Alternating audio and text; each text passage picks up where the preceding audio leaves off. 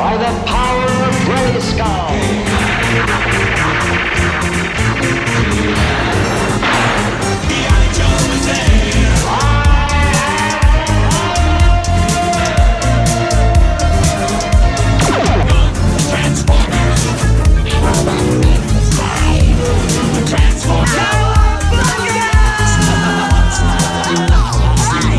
I made up money. That's a big Twinkie. Everybody, welcome to another fun-filled episode of the Cereal Box Prize podcast, the podcast that serves you 3 scoops of pop culture. And I am here with my co-host, my Kawabunga dude, my right-hand man, Aaron Smelzer. Aaron, what is going on, brother? Another day, another dollar, man. Just trying to get through this New England winter. I think I'm sick and tired of the snow. You and me both Googled when the flea market was opening this year in about 2 months, and I'm ready to get the hell out of my house and do something fun. Oh, man. I cannot wait for the flea market to open, man. Like, I am just gonna I'm just sitting like a kid waiting for the candy store to open, man, because like we just have so much fun at the flea market and just finding things and, you know, just like cracking jokes. Me, you, and Dave. For those listening, Dave is our local flea market toy merchant that hooks us up with all these 80s, 90s retro toys, man, and it's just so much fun, man. And I can't wait, man. Like just the pickups, man. But speaking of pickups, Aaron, what is going on with your pickups? Have you picked up anything lately? Yeah, I the Brave Star, I got a couple more pieces of that. I was able to get the Skull Walker at a really decent price, actually, and it arrived unbroken. So that's that's always a plus. And then I got what was it, Outlaw Scuzz, who was one of the kind of baddies in the show, and I got him. So I'm down to just needing 2 figures to complete the line. And then a couple little accessories here and there, obviously, but 2 main figures to complete the line and then the playset. So it's been a journey. I think I've said a lot of it on the podcast of like what I've picked up with Brave Star. And so, yeah, that I got that. I sold those Grateful Dead t-shirts. Oh, So, nice. Yeah. Wait, where did you find those at? I got those at Savers. So I sold those for a good chunk of change, which I was happy about because that was a good little come up, and used that for some toy purchases. There you go. Oh, there you go. Trying to think what else I've picked up recently for the collection. Nothing too much. The Brave Star I focused on. I got a couple new T-shirts. I think I sent those to you guys. Yeah. Those should be coming in the mail. Trying to change up my wardrobe a little bit. You know, getting ready for the flea market season. Got some retro tees. Oh, we gotta look our best at that flea market season. It's like going back to school. You know, we need our Ninja Turtle shirts, our geek fandom shirts, man. You know, we're getting ready, man. We gotta look proper. We gotta look toy fashionable when we go to the flea market. So it's not only for fashion, but I also feel like people, it's like almost like a conversation starter, especially if you're not necessarily going to a flea market, but if you're going to like a garage sale, somebody may see you wearing like a Ninja Turtle shirt or like a G.I. Joe shirt and be like, oh, you like Ninja Turtles? Be like, yeah, do you have any? You know, you got that crack? You got that Ninja Turtles? You got that Ninja Turtles crack? It's like me going to the flea market and I'm wearing a Denver the Last Dinosaur t-shirt. Somebody's like, whoa, I see you like dinosaurs and you love Denver. This guy's pretty cool. Yeah. So we get all the ladies. Ladies, please relax. There's plenty of Denver to go around for everybody. But yeah, no, I found a few cool things at the thrift stores. I got that Micronauts.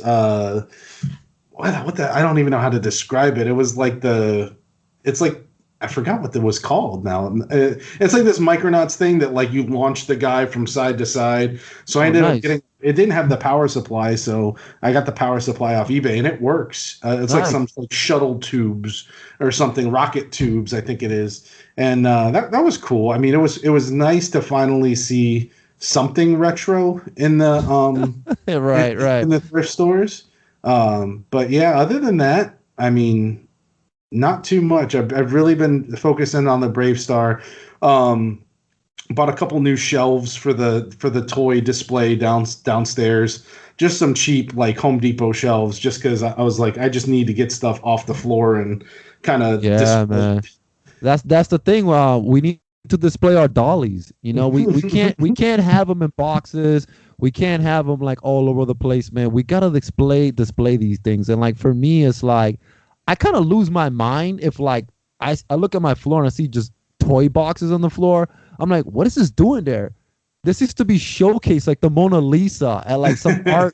You know, this is art. Like somebody made this. Like I can't just have it on the floor.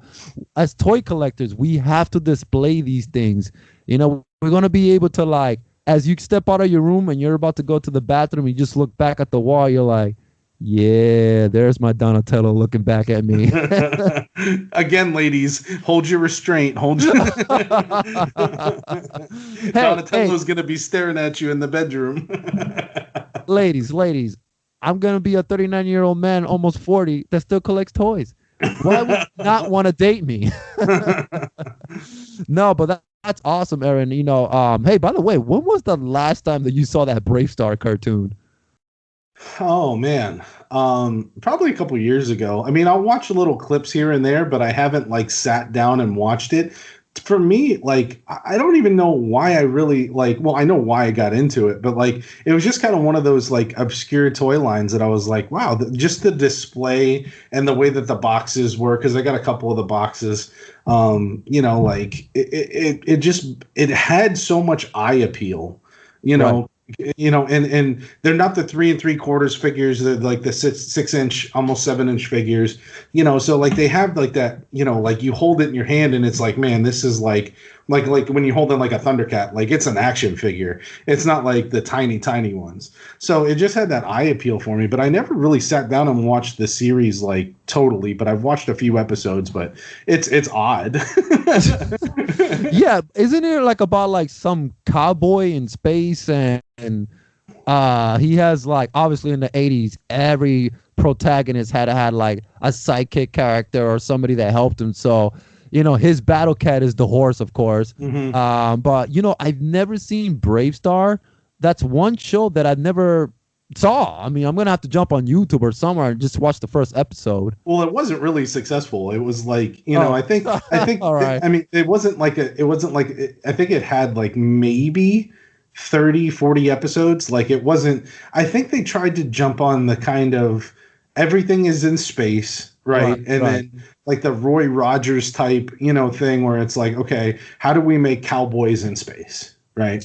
And it's like, okay. But then they kind of went a little too far with like his horse turns into a bipod and like talks and like all this other stuff. So it's like Mr. Ed in space. Oh my God.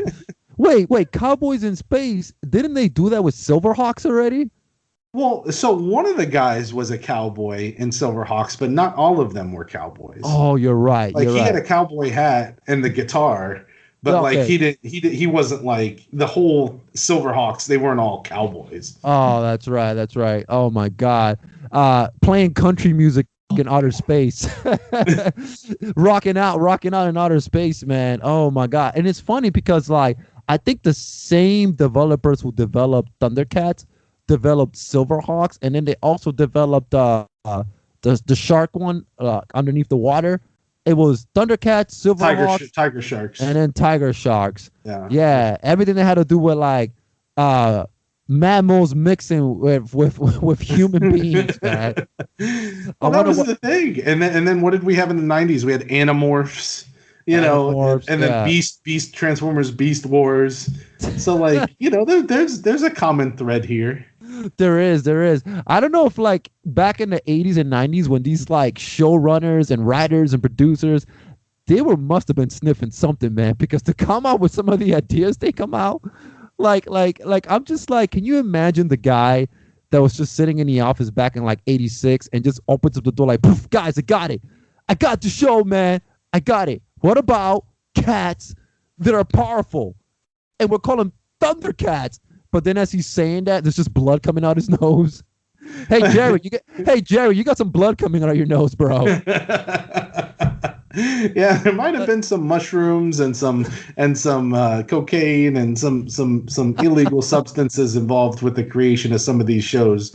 But I mean, like hell, like you. But then you watch the shit that we watched in the '90s, like the Power Rangers with like Rita's creatures and stuff. And some of those creatures, you got to be high as hell to create those creatures. Like the big toad with the mohawk that goes around eating everything, and like the bird with the beak in the middle of its chest. And I mean, there's all kinds of shit. But yeah, I think once the creative juices start flowing, whether you're under the influence or not, if it's gonna make money, more power to you. Oh, seriously, man. But hey, those are some awesome pickups, man. Like I also did some pickupping. I went to Goodwill last week, and I think I showed you guys in our toy Facebook group. I picked up 2 T-shirts from Goodwill, and they were cheap. They were both $6 each, and it was a Ghostbusters 2. And I've been trying to find a Ghostbusters 2 T-shirt with the No Ghost logo holding the 2. So I found that, and I found this awesome shirt. It had the Technodrome in front of it, but then like they had arrows pointed to different sections of the Technodrome, and it told you what that section does. Oh my God, I had a nerdgasm in Goodwill, man. Like some lady saw me and she's like, "Sir, are you okay?" And I'm like, "No, I'm nerdgasming right now." Like, she probably like took a couple steps back. She's like, "This guy's a creepy." Well, funny story about that, and I didn't share this with you. I wanted to save it because I was hoping you'd bring it up. I found that same shirt, and we're gonna be twins at the flea market. Oh my! Wait a minute, Aaron. Are you talking about we're gonna be that flea market couple? We're in the same shirt. And you know what? Maybe we could get somebody to use a Cricut machine and put Cereal Box Prize Cereal Box Prize Podcast on the back of it. Oh man, that is hilarious! I can't wait to shit. You know what? The first day of the flea market, we should both show up with those. Let's do it. Yeah, I'm game. Yeah. So it was funny because my wife was with me, and I was like, "No way!" And I kind of did the same thing. I was like, "It's the Technodrome shirt," and I said, "Steve just found this last week." Oh man, our buddy Dave is gonna get a kick when he sees us wearing the same T-shirts, man. Like, all right, I think you guys are taking this toy hunting thing a little bit too serious now.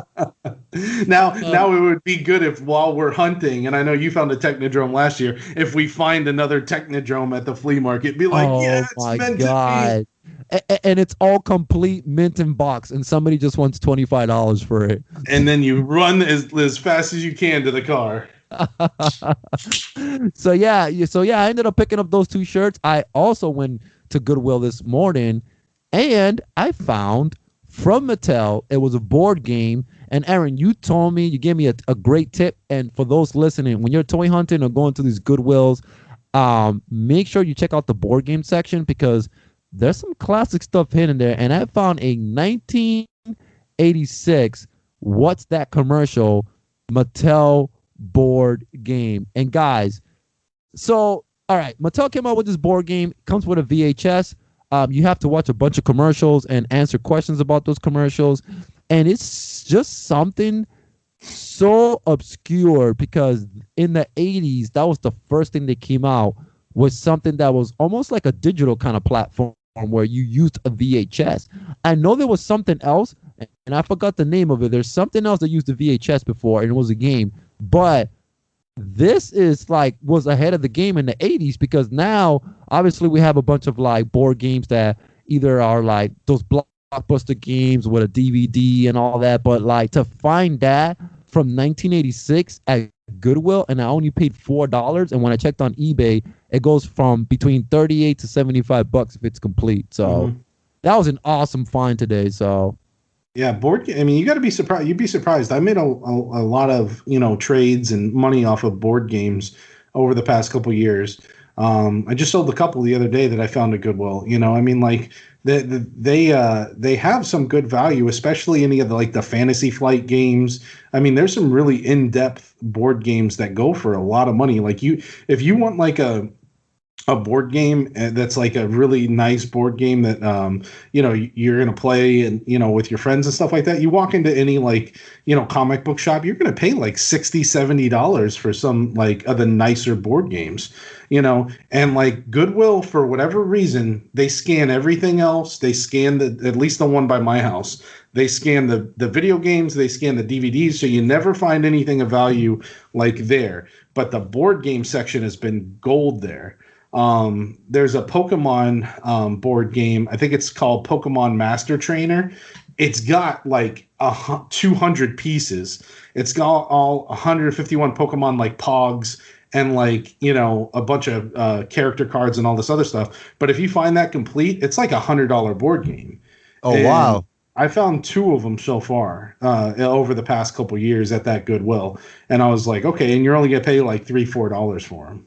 That's awesome. That is awesome, yeah. And that was a good tip that you told me. You were like, Steve, make sure you check out the board game section. Another tip for everybody listening is check out the book section also. There are some books out there that go for some pretty good prices, and I'm always looking for Stephen King books. There's always some first edition prints or second printing of books that are worth money. So check out the board game and also check out the book section, man. But yeah, so I picked that up. That was an awesome find, retro find today. And then I just pre-ordered the action figure adventure from director Rob McCollum and Jay Bartlett. And for those that don't know action figure adventure or heard of Rob McCollum was the director of Nintendo Quest. And if you want to watch that, check it out on Amazon Prime, because you can watch the Nintendo Quest documentary there. And I'm excited to see this because it's an adventure where Jay Bartlett, his best friend, they've been friends since they were kids. He's traveling around Canada and some parts of the U.S., and he's collecting vintage toys to raise money for a children's hospital. And how awesome is that these guys are out there, and it's all for charity, and it's action figure adventure, and a lot of people are talking about it, getting great reviews. So I just pre-ordered that off a Big Bad Toy Store. Looking forward to watching that. And Aaron, you were the one that introduced me to my next pickup, which is Chris Fawcett's TMNT Rad Plastic book. And man, I've been listening to a lot of toy podcasts. That book is getting a lot of reviews, great reviews. And actually, Rob McCollum has a toy show on YouTube, and he had Chris Fawcett, the author there of the book, and he talked about the process. He was also a toy maker himself, talked about how he came up with the idea, the rare turtle figures that never came out. And as a matter of fact, Aaron, did you know that? And on the book, it shows it. For Teenage Mutant Ninja Turtles 3, there was supposed to be a playset. Was it supposed to be the Subway playset? It was actually, you know what it looked like when I saw the picture?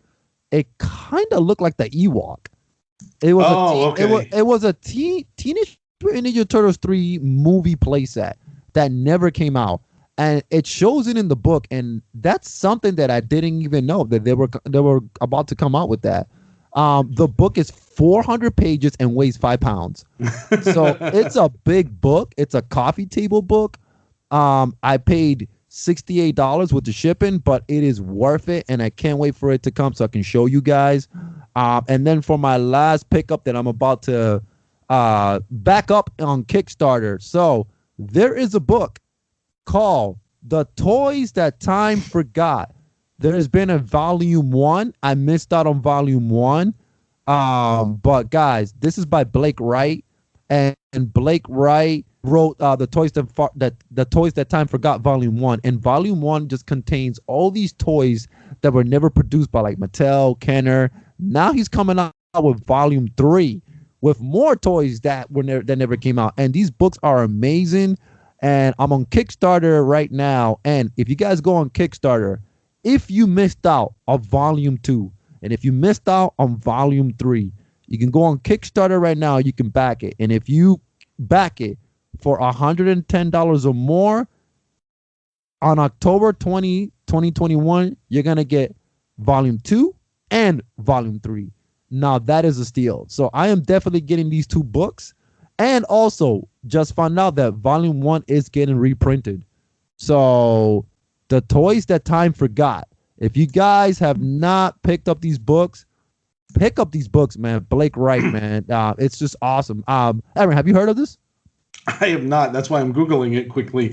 But I just kind of did like an eBay search just to be like, oh, let's see if there's any on eBay. I didn't see any current on eBay, but I saw some sold listings on eBay. And I'm glad that you said Volume 1 is being reprinted, because the last couple that have sold that are Volume 1 are $300 sold on eBay. Yeah. And actually, Blake the author was talking about that like a lot of people that bought Volume 1, since it's not reprinted, they're selling it for so much money. But the good news is that I just saw the interview with him on Rob McCollum's Toy Podcast show on YouTube, and he did say that they will reprint Volume 1.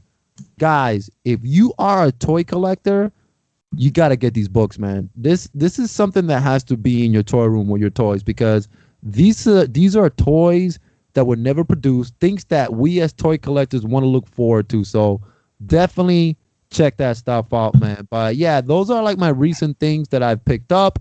A DVD, a book, wrapped plastic, and I'm gonna back up that Kickstarter for the Toys That Time Forgot, and my 2 T-shirts. So not bad. But Aaron, you told me something that's going on not in the world of toys, but in another world of collecting. And what is going on with that world?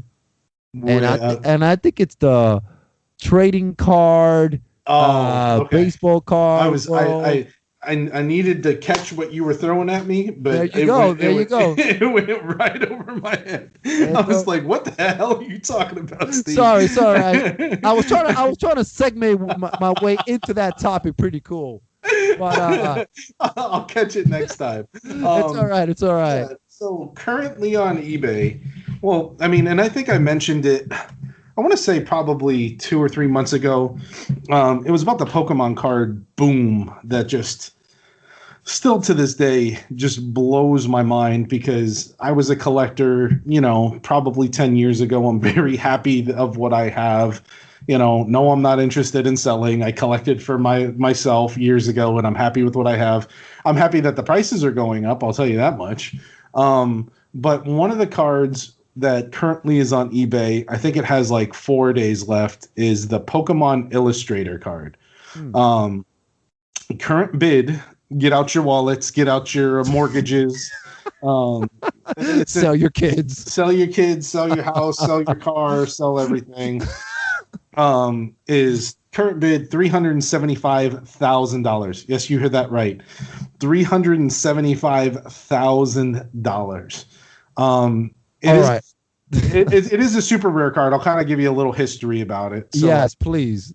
It was only released in Japan. As far as they know, only 39 of these were ever released into the public. Okay. So it's one of 39. You had to illustrate a card for Pokemon. So basically, they sent it out to kids, artists, whoever.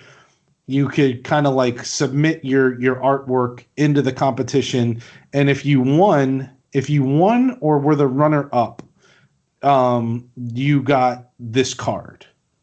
So they went through several rounds and everything. So they believe only 24 of them got released to actual winners, and then 15 were released kind of like as like giveaways, like random giveaways. So total only 39. This one's PSA graded. I believe it's a PSA 7. I would not send anything of that value to PSA ever, but somebody did, and somebody got it graded. I would drive it down there personally, maybe. But yeah, it's I don't know what it's going to end at. I mean, so you have guys like what the hell's his name? Jake Paul. Yep.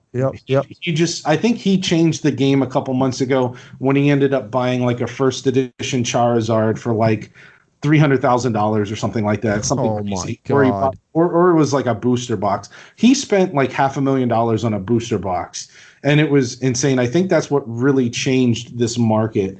And then Okay. you got Vegas Dave and all these other guys that are big into the sports card world, and they're driving sports cards like to the moon.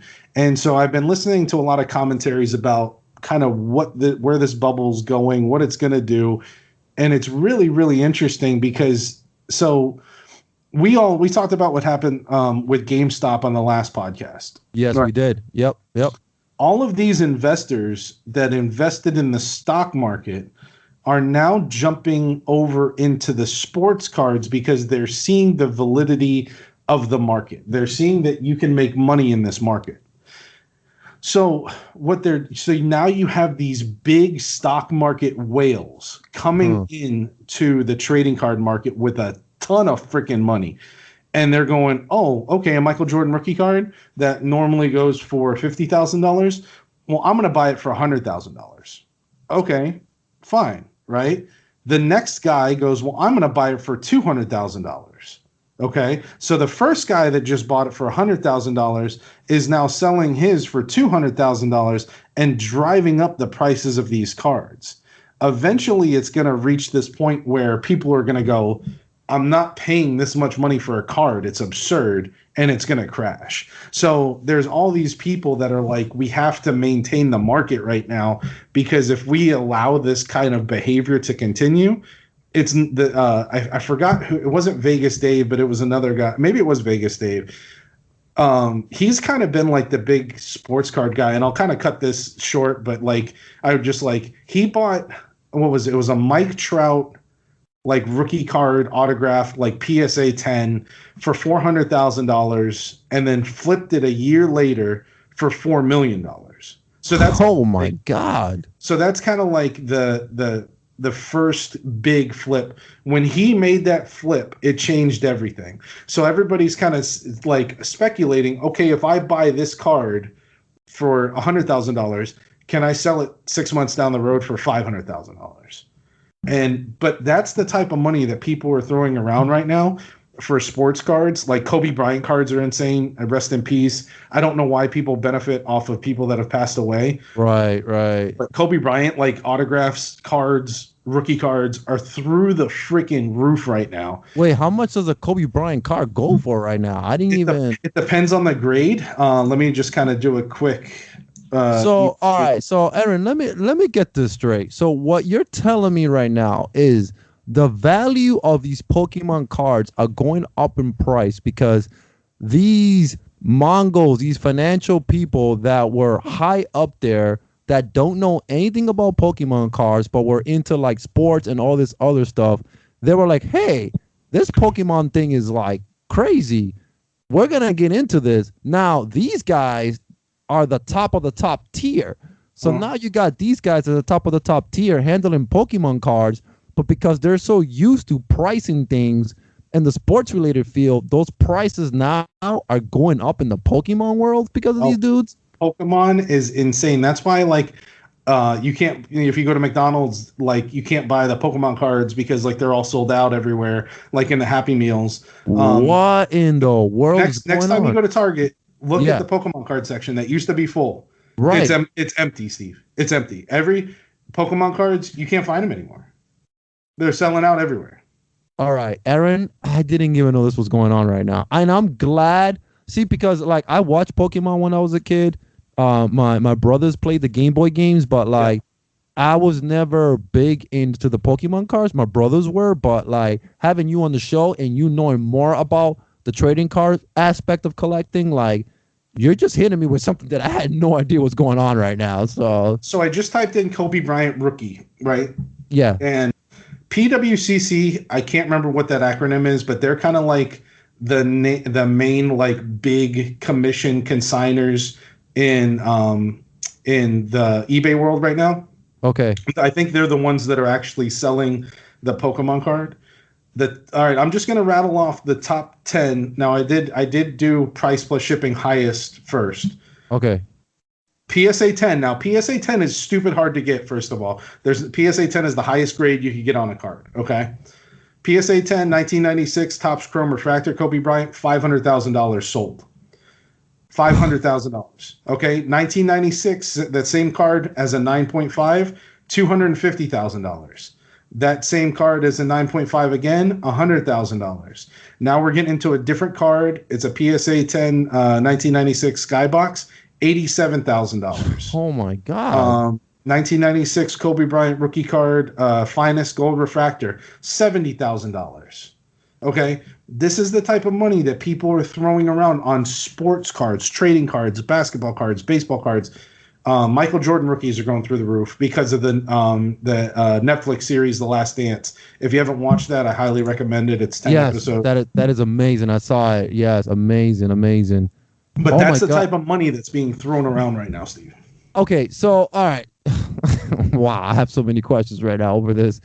All right, so here's my thing. Okay, Pokemon cards are going crazy right now, and I'm glad that you brought this up to my attention because I didn't know this was going on, Aaron. So here's my thing. What's going to happen when we, as collectors, go to the flea market now, and some of the guys that are there with Pokemon cards, because we have bumped into people selling Pokemon cards, what's going to happen now when we go this summer, and you bump into somebody with Pokemon cards, and now they're asking you, all right, give me like 5,000 the least for one card. Well, yeah, that's what's going to happen. I mean, that's going to, for the people that are knowledgeable with that's going on right now, and if you kind of at least know that you have something worth money. Now let me preface this. Not every Pokemon card is worth money. Okay. All right. I would say 2000, maybe 2002 and before. Right. You're looking at kind of like with like any comic books, you have like the first generation and then the second generation, right? So your base sets, your original sets for Pokemon, and then maybe getting into like the early 2000s, so let's say 20 years, old and before. I think that's going to be where that bubble is, because like obviously people are making money with Pokemon cards today, but that's only because there's like chase cards, there's like these kind of rainbow cards and all this other crap, right? But so long story short, yes, you're going to run into people with Pokemon cards. I guarantee you, if we run into somebody that's knowledgeable that is like, okay, Pokemon cards are crazy right now, they're probably going to ask like $1,000 for a box of Pokemon cards. That is insane. Oh man, it's a good thing I'm not a big Pokemon card collector, but it does make me keep an eye out, as I'm out hunting for these things. And as a matter of fact, now I'm hungry for a cheeseburger right now. I might make my way to the Golden Arches and order a nice little Happy Meal and see if there's a Pokemon card in there for me. So like my son, we've gotten lucky and we've gotten a couple packs, but they're McDonald's special packs. You get 4 cards in a pack. One of them's a holographic, right? But some people are trying to scalp the hell out of these, and we've talked about scalpers before and how we we don't like them, and that kind of messes with the system. That they were buying hundreds of these packs, because with McDonald's, if you didn't know this before, you could go and just buy a Happy Meal toy, right? Okay. Like if you wanted to buy Happy Meal toys from McDonald's, you can go to the kiosk or go to the drive-thru and just say, hey, I'd like to buy a Happy Meal toy, and it's like $1.49 or like $2.19 or something like that. So these guys were going and literally buying hundreds of packs of Pokemon cards, like of the little 4-card packs, and then going on Facebook Marketplace and trying to sell them for $10 a pack, which is a 500% increase. Oh my God. But people are buying them. Like if you go on, let me see if there's any sold listing. I'm sure there is. McDonald's Pokemon 2021. And McDonald's allows that. So yeah. So Aaron, so what you're saying is I can go to McDonald's right now and I don't have to buy the meal. Just give me the toy and I'll pay for it. Yeah. Yep. Oh man. So people are selling full freaking cases, Steve. Full cases. So there's 150 total in a case. Yeah. All right. So 150 packs. $2,400. Okay. So people are buying cases. So and people are selling cases. So let's say you bought a case. So $150 times, let's say the retail is $2.19 for the toy. So you're spending let's say $400 on a case, and then flipping it on eBay for $2,400. Jesus Christ. Well, Aaron, all I gotta say is that you got me down a rabbit hole now, because I will be at the flea market just getting every Pokemon card I see, man. So yeah, sorry for that long tangent, but yeah. No, this is great. Especially sports cards and Pokemon cards are like nuts right now. This is good to know for our listeners too, because as collectors, a lot of us we collect a whole bunch of stuff: VHS, toys, retro video games, retro anything. Obviously, like you said, Aaron, anything generation 1, generation 2, the further you go back, 80s and 90s, that stuff's going to be hot forever, so like whatever you're into. But if you're not into Pokemon, now you just learned something about the cards. Like, hey, this is a hot item right now. A lot of people too, like, I do it and I know you do it. We kind of buy one thing and we're like, okay, well, I don't really collect this, but I know I could sell it. Exactly. So like if you see Pokemon, I would say if you see older Pokemon cards and you could tell because their date stamped on the bottom, take a chance on them. If you see them baggy in Savers or Goodwill or whatever, just take a chance on them and just, see if you got anything crazy. Obviously the Charizard, the Blastoise, the Venusaur, those are the big three from the original series, but there's some that you just be like, oh yeah, this looks like a cool card, and then come to find out it's like a $300, $400, $500 card now. So that's just something to look out for. Well, Aaron, let me ask you a question, man, and for our listeners listening, is as collectors. So, I've always said that if I find a Scareglow, if I find Nintendo World Championships, if I find the first printing of Nintendo Power with the Clay Mario in the front, I just mentioned the toy. I just mentioned, media, which is a magazine. Anything that's like high class, that's worth a lot of money. I've always said that I don't think that I would keep it. I would just sell it. Unless it's something that really means a lot. But like a Scareglow, I probably won't keep it. I'll sell it. Now, is there anything that you can think of that if you were to find, but it's worth a ton of money, like, would you keep that object or would you sell it? Or is there something that you would keep? I mean, it depends. I will say a couple of years back, and I mean, I guess it depends on how much money are we talking, like over $1,000, I don't know. Like, so I found a PlayStation 2 game. It's the rarest PlayStation 2 game, Rule of Rose. Right. I found that a couple years ago at a yard sale for like $2. Now, at this time, I was not privy to how much this game was. I knew Atlas. I think it's made by Atlas. If I'm wrong, don't murder me. I knew that Atlas and like the horror games on PlayStation 2 were like are harder to find, right? And I knew that they were at least decent. So I picked it up. I was like, all right, cool. I bought a bunch of them, and I got home and I scanned it, and it's like a $500 game. And I was like, oh shit, like I did not know that this was like the game to find, and Steve, when I say this thing was mint, it was mint. It was like played like once, put away somewhere. And like, I guess the guy was like selling his collection. Now I was like, okay, now I still have that. Now, why I have it, I don't know. I've never really played it. I collect video games, but I'm like, am I ever going to find another one? And here's kind of like the thing, because I did this years ago. I collected some turtles, but I wasn't a big turtles collector. And I found the Scratch years ago, okay. I sold it because I was like, oh shit, like I can get good money for this. Kind of like what we're just talking about now. I'm not collecting this at this time. I was collecting other things at the time, and I sold it. Now, what I sold it for 10 years ago, 12 years ago, is nothing compared to what it sells for today. It's peanuts. Wow. I sold it for under $200. Oh my God. And that was 10 years ago. And probably longer than that at this point, probably 15 years ago.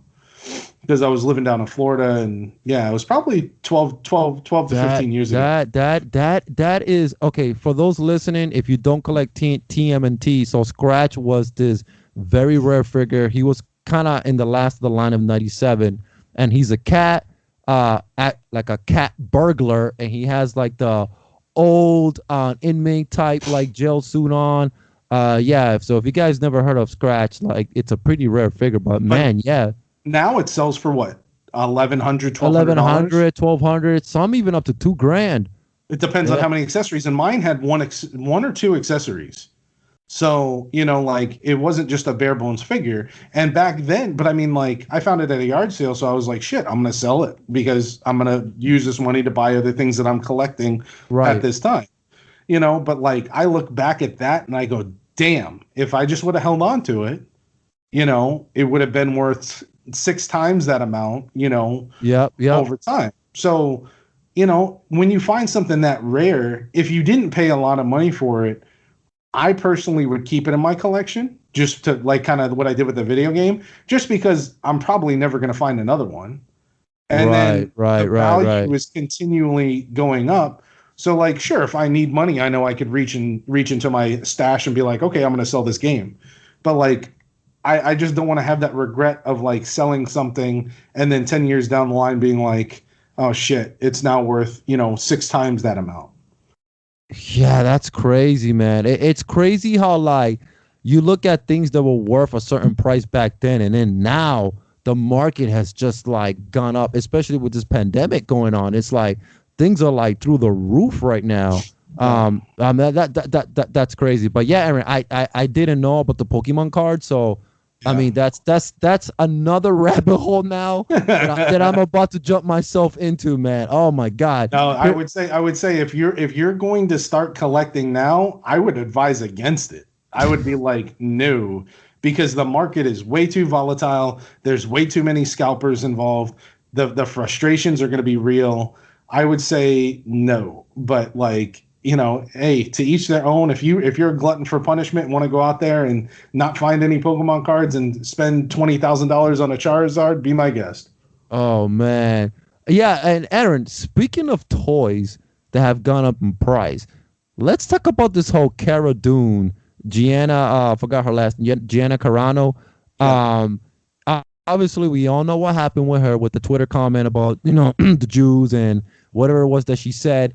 And, listen, everybody has their own political views. I get it. There's nothing wrong with that, but here's the thing. You're working for a major corporation. You're working for Disney. Mm-hmm. Disney is paying you. Why would you want to mess something up like that? And Aaron, did you know that this wasn't the first time she did that? Yeah, she's been in hot water a couple times. And I think, they probably the first couple times probably spoke to her, because just like anything, I mean, you could say, oh, it was free speech. Well, it's free speech to a certain extent, if a ball player or somebody of, that's on a major league sports team starts going out and making all these comments and stuff like that, they're most likely going to be fined or let go. You have to represent the people that you're working for. Disney, especially being all inclusive to all, LGBTQ plus, individuals and, very kind of PC. They've kind of like, really cleaned up their act over the last couple of years. I would say not so much in the 50s, because we all know that like Disney in the 50s with like Brer Rabbit and like all that stuff. Dumbo with those black crows. Oh man, they were they were bad. I would say they were. Modern Disney, you have to represent the brand, and to go out there and say the kind of things that she said, it's not smart. Now, do I think that she'll still be successful as an actor? I don't know. Maybe she'll go back into MMA fighting. Because that's what she did before. But which I heard she wasn't even like anything spectacular from what I heard from my MMA fighting buddies, man. People that watch MMA. But yeah, so anyways, that whole debacle happened. Her agent dropped her, Disney dropped her, and of course, Aaron, you just brought this up earlier. When somebody passes away or something serious happens in pop culture, what happens to those people's memorabilia, their figures, everything? Prices skyrocket. And did you see that the Black Series Cara Dune, the first edition figure that came out, it was like $400 on eBay. Yeah. And it was a $22 figure. Yeah, I have the 3 3/4 inch. I didn't have the black series of that, and I remember going into Target and seeing, I forgot what they called them. I think it was like The retro, the little small ones, the retro play Star Wars Kenner. no, it wasn't those. It was almost like a black series height, but I want to say it had like the money in it. It was like a Republican chip or something Oh like that. yes, yes, yes. Those were peg warmers. You know, those were all over the place. And then all of a sudden she gets released and everybody goes to the store and buys the hell out of them. Yeah, the prices were just skyrocketing out of nowhere, and I knew it. Literally the next day I heard the news, eBay, I went into eBay, those toys were like going up in price. Yeah. They were all going up in price. But Aaron, here's the thing though.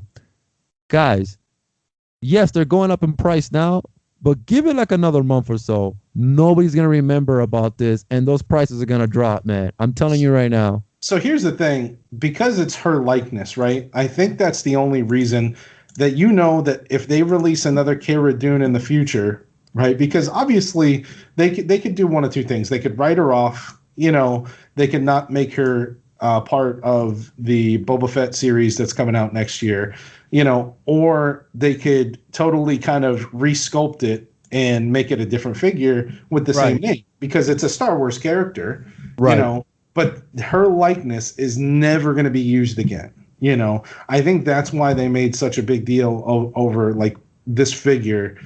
Like, but there's so many of them. It's not a rare figure. It's not hard to find. No, it's You not. know? It's not rare, and that's why I was just like, okay, guys, I get it, but it's not a rare figure. Like I've bumped into these figures too, Right. but the fact that they just went up in price like the very next day, I was like, of course, it's gonna go up in price. I don't want to wish ill will on anybody, but the next celebrity that dies, tomorrow or the next day or in the next week or whatever, as go on eBay and search for their autographs, and there will be hundreds of there. It's like as soon as somebody dies, they just dump everything. It's like, okay, like when Jeremy Bullock died, or who was the actor who played Boba Fett, or when I'm trying to think of another like big name that like passed away in the past couple weeks.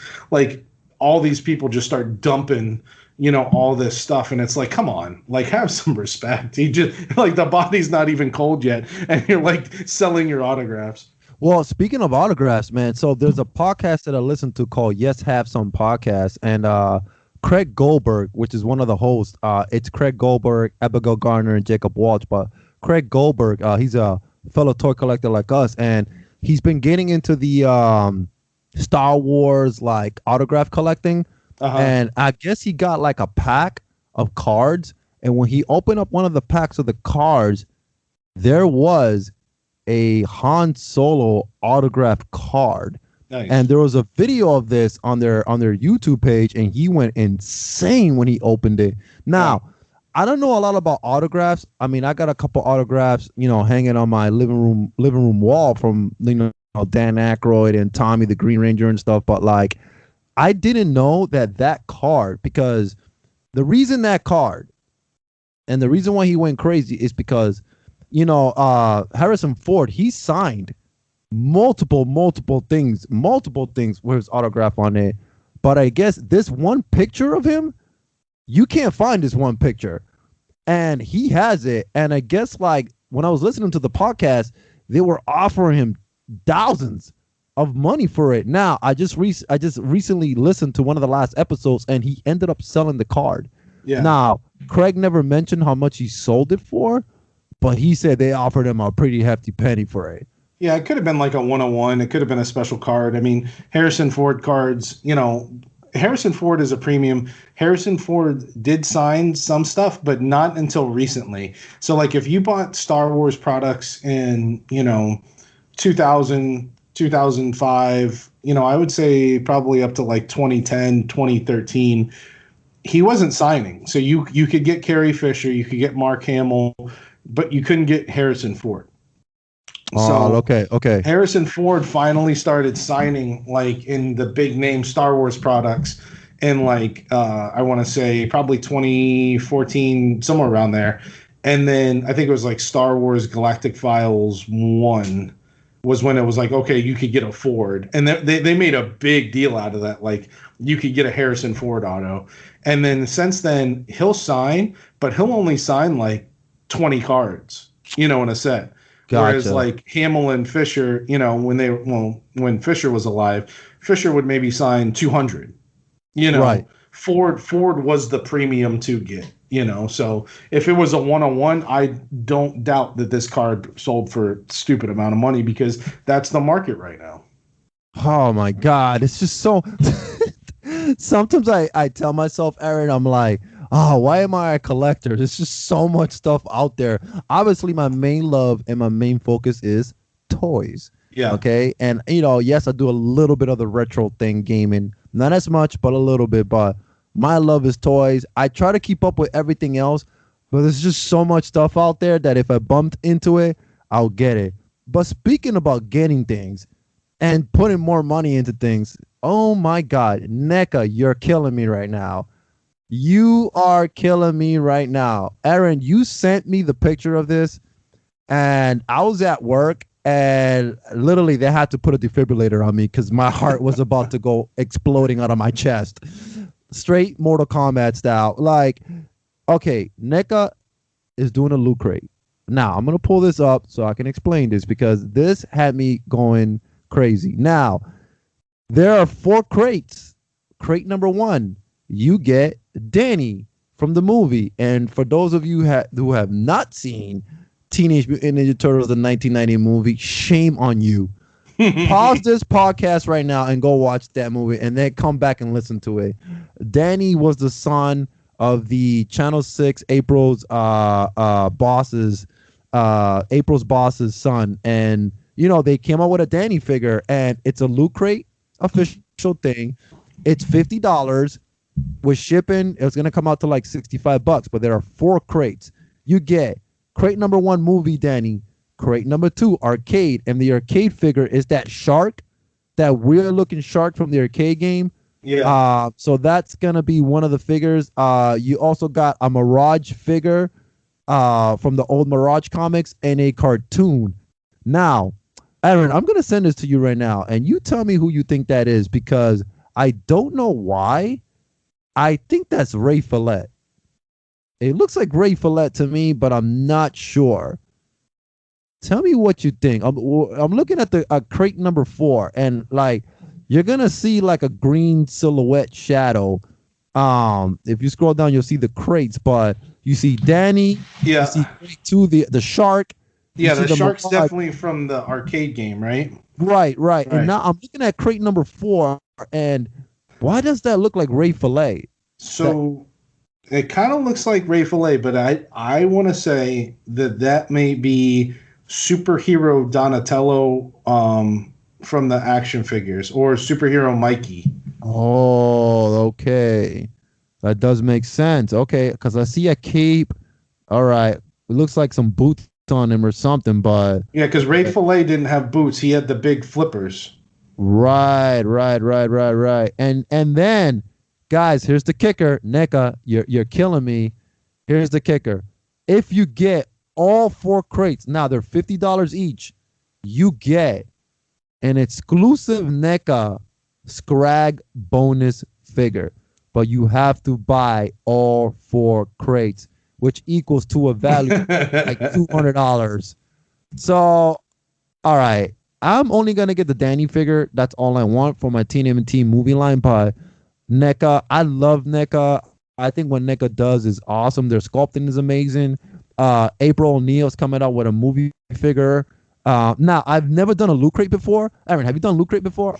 I've done something similar. I have not done a loot crate, but my wife has bought me like they're called geek boxes. Okay. And they're similar. I think the thing with loot crate is you at least know what you're getting in the loot crate. Like you'll know the theme.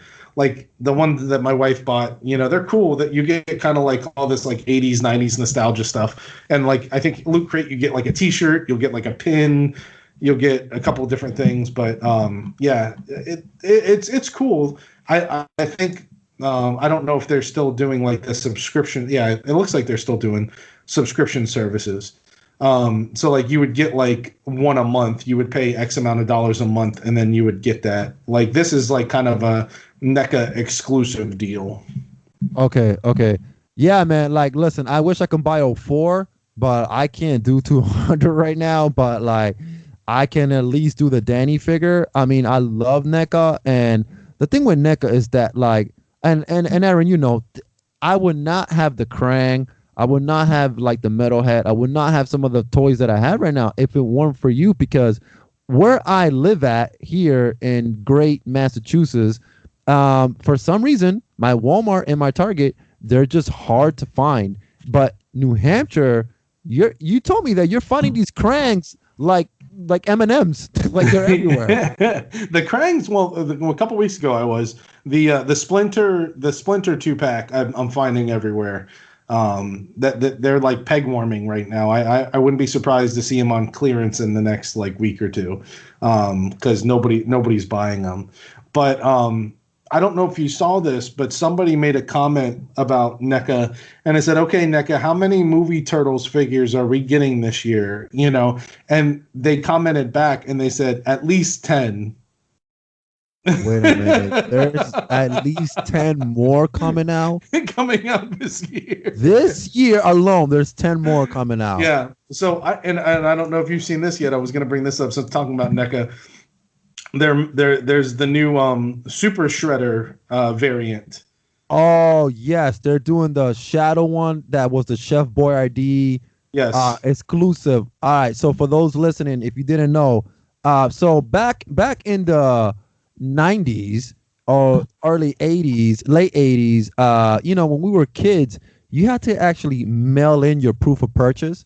So Chef Boyardee, if you bought like, I don't know how many cans it was, you had to strip off the proof of purchase and send it in, and you would get this exclusive Shadow Super Shredder. Now he's all black. And what NECA did is that they did their own version. Now, I am not gonna lie, I'm picking this up because the paint details on this one, all black and shiny. The original Turtles 2, Secret of the Ooze, he's more purplish, and also in the paint sculpt, in the details, you can see like the highlighted blacks that they did on him, but this one's all black. Yeah. This one's straight all black. And yes, I'm getting it. Thank you, NECA. My landlord's gonna come and kick me out of the house because I have no rent money. So since we're talking about Super Shredder, I've been a big fan of the Ninja Turtles franchise. I'm also a big fan of wrestling, and I found something out that I just, for whatever reason, I didn't know.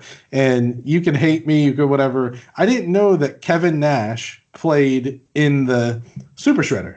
Yes, it was Kevin Nash. Yeah, yes, I was the other day my mind was blown, like, because you never see his face, you never see him, and I'm like, okay, you know, and I was like, hold on a second. Kevin Nash, it's funny. Big Daddy Diesel, right, is Super Shredder, and I was like mind freaking blown because I've had the chance to meet Kevin Nash a couple times at like Comic-Cons and stuff. And I was like, oh, that's cool. I can see him, you know, like, like whatever. But if I'd known he was freaking Super Shredder, I would have been like, all right, man, I got to go up and get this guy. Yeah, you would have been like, hey, man, can I just get like an autograph or something? Like, or bring like a Super Shredder? Oh, yeah, you know, I actually found that out last year. Like, I didn't even know that he was like Super Shredder either. I'm sorry. But yeah, somebody, yeah, Super Shredder eater. sir, what would you like on your food? Chef Boyardee. Can I get some Chef Boyardee? Because I'm a Super Shredder eater. Yeah, I want to see if there's any of those on eBay. I want to see if there's any Chef Boyardee shredders. Listen, Aaron. You know that everything's on eBay. Whatever you can think of. Yeah. Hey, can I get some 1975 Batman cereal or 1989 Batman cereal? Whatever you can think of, somebody must have it out there. Okay, hey, and don't forget, if you order these Chef Boyardees, Aaron, hey, if I'm hungry and I want some lunch, you better pour some Chef Boyardee out for me. Oh, hell yeah. We'll do it up, man. And I'll bring my little Coleman stove at the flea market, and we'll have a little feast. There you go. Yeah, there you go. Sealed Super Shredder, because it came in a little baggie because it was a mail away figure. $900. $900. And that's sold. Okay, all right. Again, like again, anything retro, anything from the 80s and 90s, it's just gonna be so expensive, man. Like that is insane. So I'm gonna pay $900 for a can. Is it the can of Chef Boyardee, or we're talking the figure? No, the figure. Okay, I thought it was the can because I was gonna be like, okay, this better be a magical can of Chef Boyardee, where like just like the beans from Jack and the Giant when he bought the beans. Yeah. I want to see something grow out of this, man, or No, give me but some. You can buy a can of 1995 Chef Boyardee, an empty can, for $53. Yeah, It's got the Ninja Turtles logo on it with meatballs. well, you know what? Now that you say with meatballs, I might just jump in on that.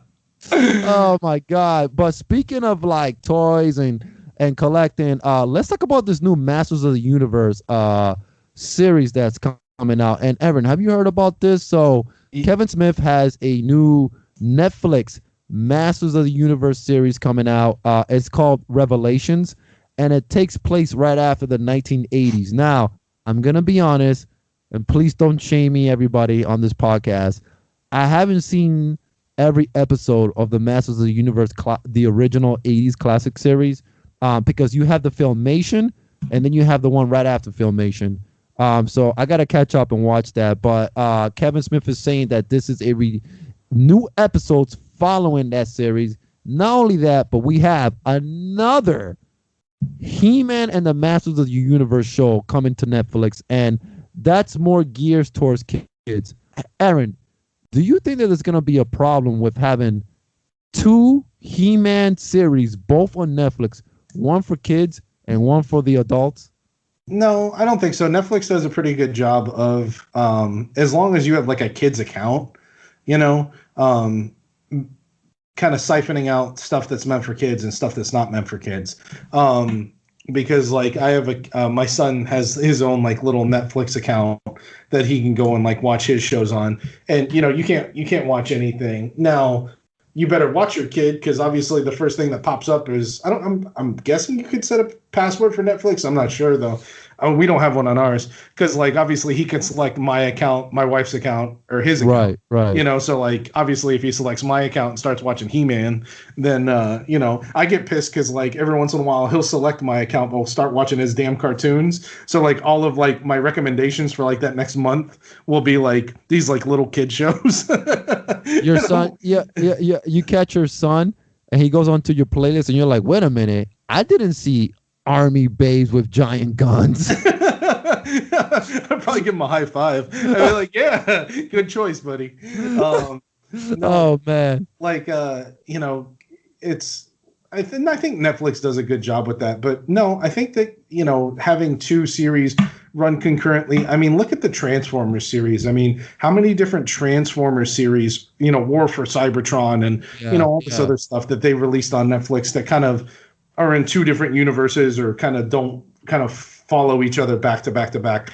I think it'll work, and I think it'll be good for the adult collector. And then maybe like, if you have kids, or want to share it with like your younger sibling or whatever, you could be like, hey, let's watch the little kid version of He-Man, and introduce them to the toy line, or introduce them to the stuff that you collect.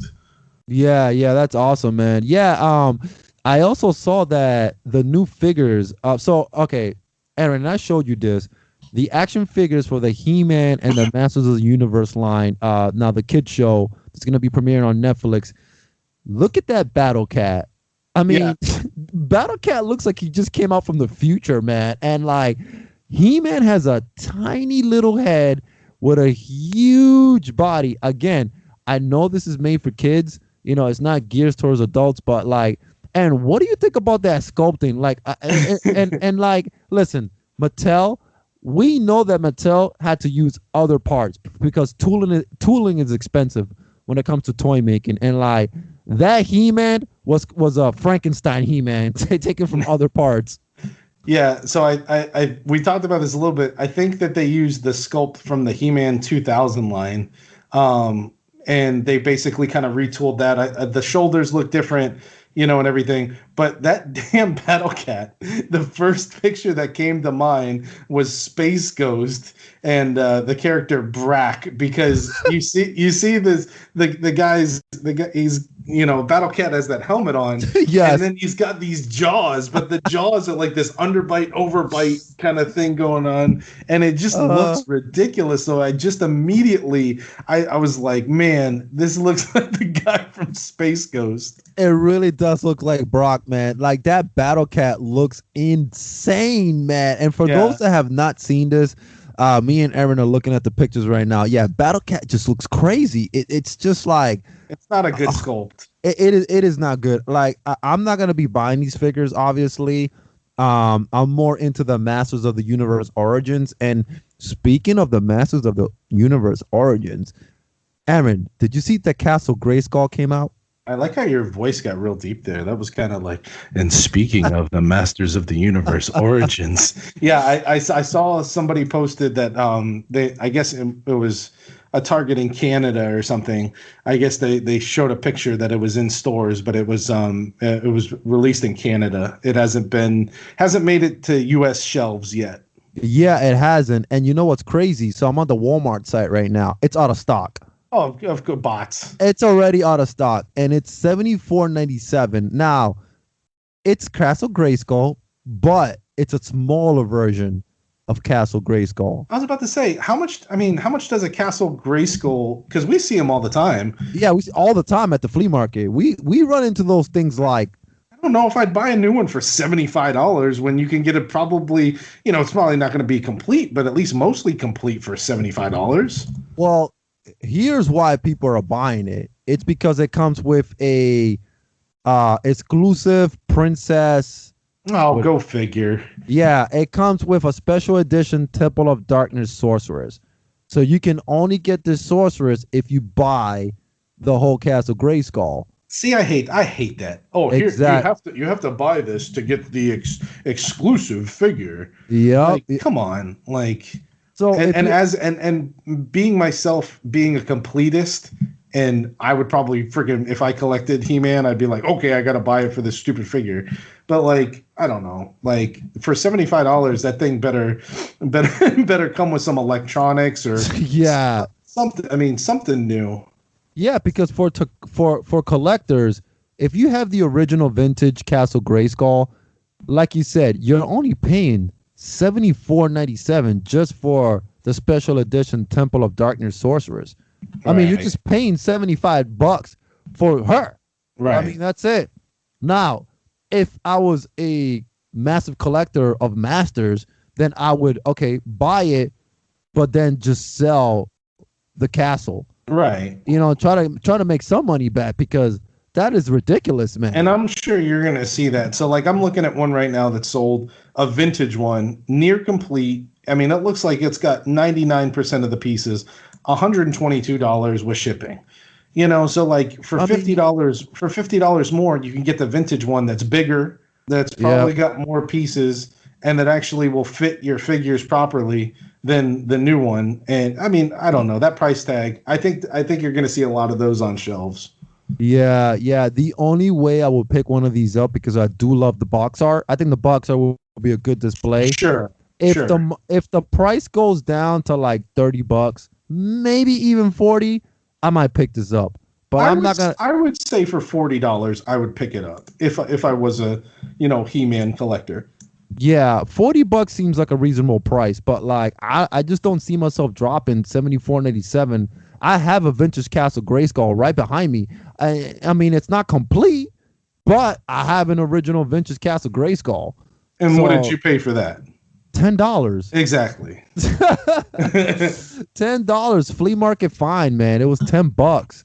So, and I probably saw 5, if not 6, over the course of the summer. Yeah, we always run into these. They're everywhere. These Castle Grayskulls.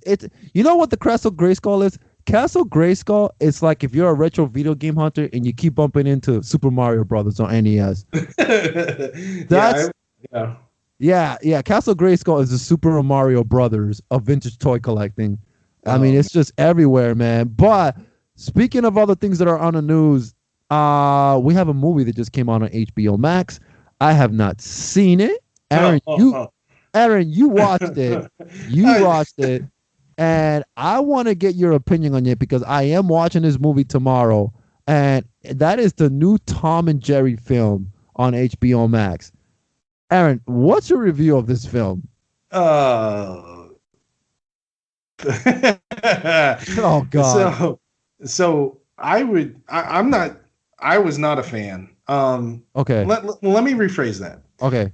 If you just cut it to the point of the vintage Tom and Jerry, kind of the shenanigans that they get into, right, the slamming Tom's fingers in the windows, the kind of Tom getting electrocuted, Jerry kind of doing his kind of funny laughs and, you know, jokes and stuff like that. Yep. No words needed. The old school slapstick cartoon that they put into this movie. Okay. 10 out of 10. Okay. Now, with that being said, it was an hour and 40 minutes. And you probably that seems a little bit too long for a Tom and Jerry film. You probably only have 15 minutes of that slapstick comedy in the movie.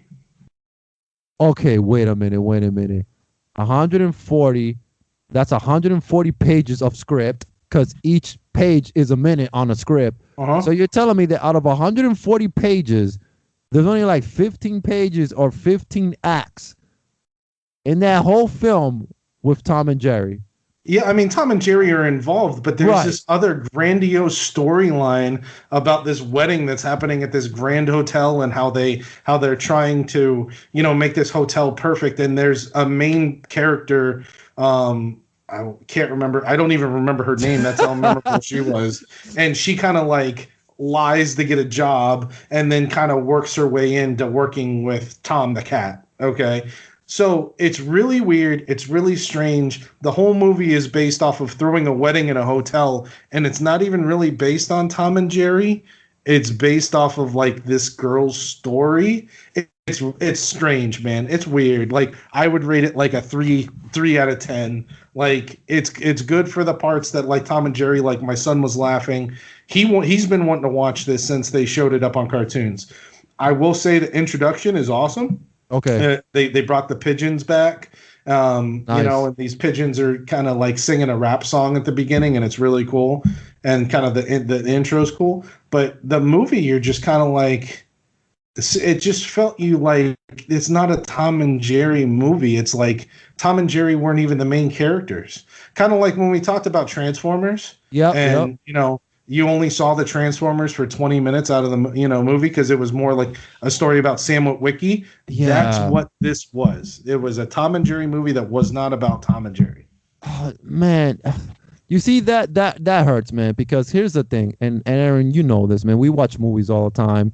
Why is it that when Hollywood makes a film, right, of either a comic character, cartoon character, or a character that is not human, that has to be CGI or computer generated, the plot is always the same. All right. For example, generic character, you know, a raccoon that's a cartoon character. Hey, guess what? We're going to send him in New York City. Hey, guess what? He's lost. Hey, guess what? He has a human friend. Yeah, that's going to be the plot right there. Mm-hmm. Like, you know, same thing with Smurfs with Gargamel. You know, Gargamel was what's his name from The Simpsons, who does the voiceovers. You know, the Smurfs were set in New York City. Gargamel was after them. Sonic the Hedgehog. Sonic the Hedgehog was a great film. Here we go. Another CGI character who's put in this town. He meets a guy who's a police officer. They both help each other. Now we have Tom and Jerry. Hey, guess what? Let's set them in New York City. It's always the same thing. Let's put these characters in New York, California. They meet up with friends. Can we just put them in their regular cartoon setting? Like, what is the problem? Yeah. Do we have to have all this other stuff going on? I don't know. And I was excited for the movie because my son was so excited for the movie because you watch the trailer and it's Tom and Jerry being Tom and Jerry. You know, like you're like, okay, yeah, this is gonna be funny. It'll be cool. Like whatever. Obviously, there's some story, but like I will say there was one cameo that I did kind of like. I won't say who it is, but it is in the scene in the dog pound, and you know, I was like, okay, it made me chuckle. It made me laugh. It was a cameo of an older cartoon character, and not going to say who, not going to give it away because I know you haven't watched it yet. But just keep your eye out tomorrow when you watch it in the dog pound scene. There's a little hidden cameo there. Oh, nice. Well, I'm gonna watch it. You know, I'm gonna burn my eyes after I watch it tomorrow. I mean, so I like my son enjoyed it, but like to me, it was like if it's a Tom and Jerry movie, it needs to be kind of slapstick. It needs to be whatever. Obviously, you know, us as kids, we can watch 20 minutes or 15-minute shorts, and Tom and Jerry just running around the house, you know, and like trying to, you know, hit each other. You know, the dog, what was the dog's name? Butch. Butch is in it, you know. But, you know, so they brought back the key components, but like, damn, like it could have been so much better. Like, if it was just 2 hours of Tom and Jerry running around beating the hell out of each other, I would have watched that all day long. But I don't know. I feel like they just missed the mark because they didn't make it about the character, like you said. Just Hollywood being Hollywood. Yep, I definitely agree with you on that. Speaking of Hollywood, man, now another thing that's in the news right now when it comes to movies is Zack Snyder's Justice League. The remake. We all know everything that happened last year about Zack Snyder saying he was going to remake it. Nobody believed him. It's actually coming on HBO Max March 18. But here's what's going on with the film. Originally, Zack Snyder was supposed to shoot this for IMAX theaters with an IMAX camera. Now, I'm not going to get too technical with the whole thing, but when you shoot a movie for IMAX, the actual picture has to fit on that IMAX screen. And that screen is, you know, 137. You know, it has to be a big enough aspect ratio to fit everything that you're filming in there. Now, Zack Snyder shot the movie in film. I thought he shot it digitally. He actually spent film, 35 millimeter. That's something that I just did not know. I didn't think that directors were still shooting with 35 millimeter film because it's expensive to shoot with film. It's actually cheaper to shoot with digital. Now, here's the whole thing that's going on that has the internet in a tit roar right now. So, Zack Snyder is releasing his HBO Max movie with the aspect ratio of 4:3, which is the old CRT TV style from the 90s, sitcom show VHS style with the black bars on the side. Now, a lot of people are having this kind of complain about it, but if you're our age and you grew up in the 80s and in the 90s, that's literally how everything was with those black bars. Now, once we get into, you know, the 2000s, if everything was digital, we started getting the aspect ratio, you know, with the bars, the 16:9 with the bars, you know, the black bar in the bottom and the black bar on top. Now, Zack Snyder said that the reason why he's doing that is because when you get those black bars from the bottom and from the top, you're actually cropping out stuff. Mm-hmm. Stuff is being cropped out. So, you know, shooting it this way, he wants to make sure that his DC superheroes, you can see everything that's going on, especially when they're flying. The whole package. That was one of the oh yeah, I want to see that. I want to see that Dark Knight package.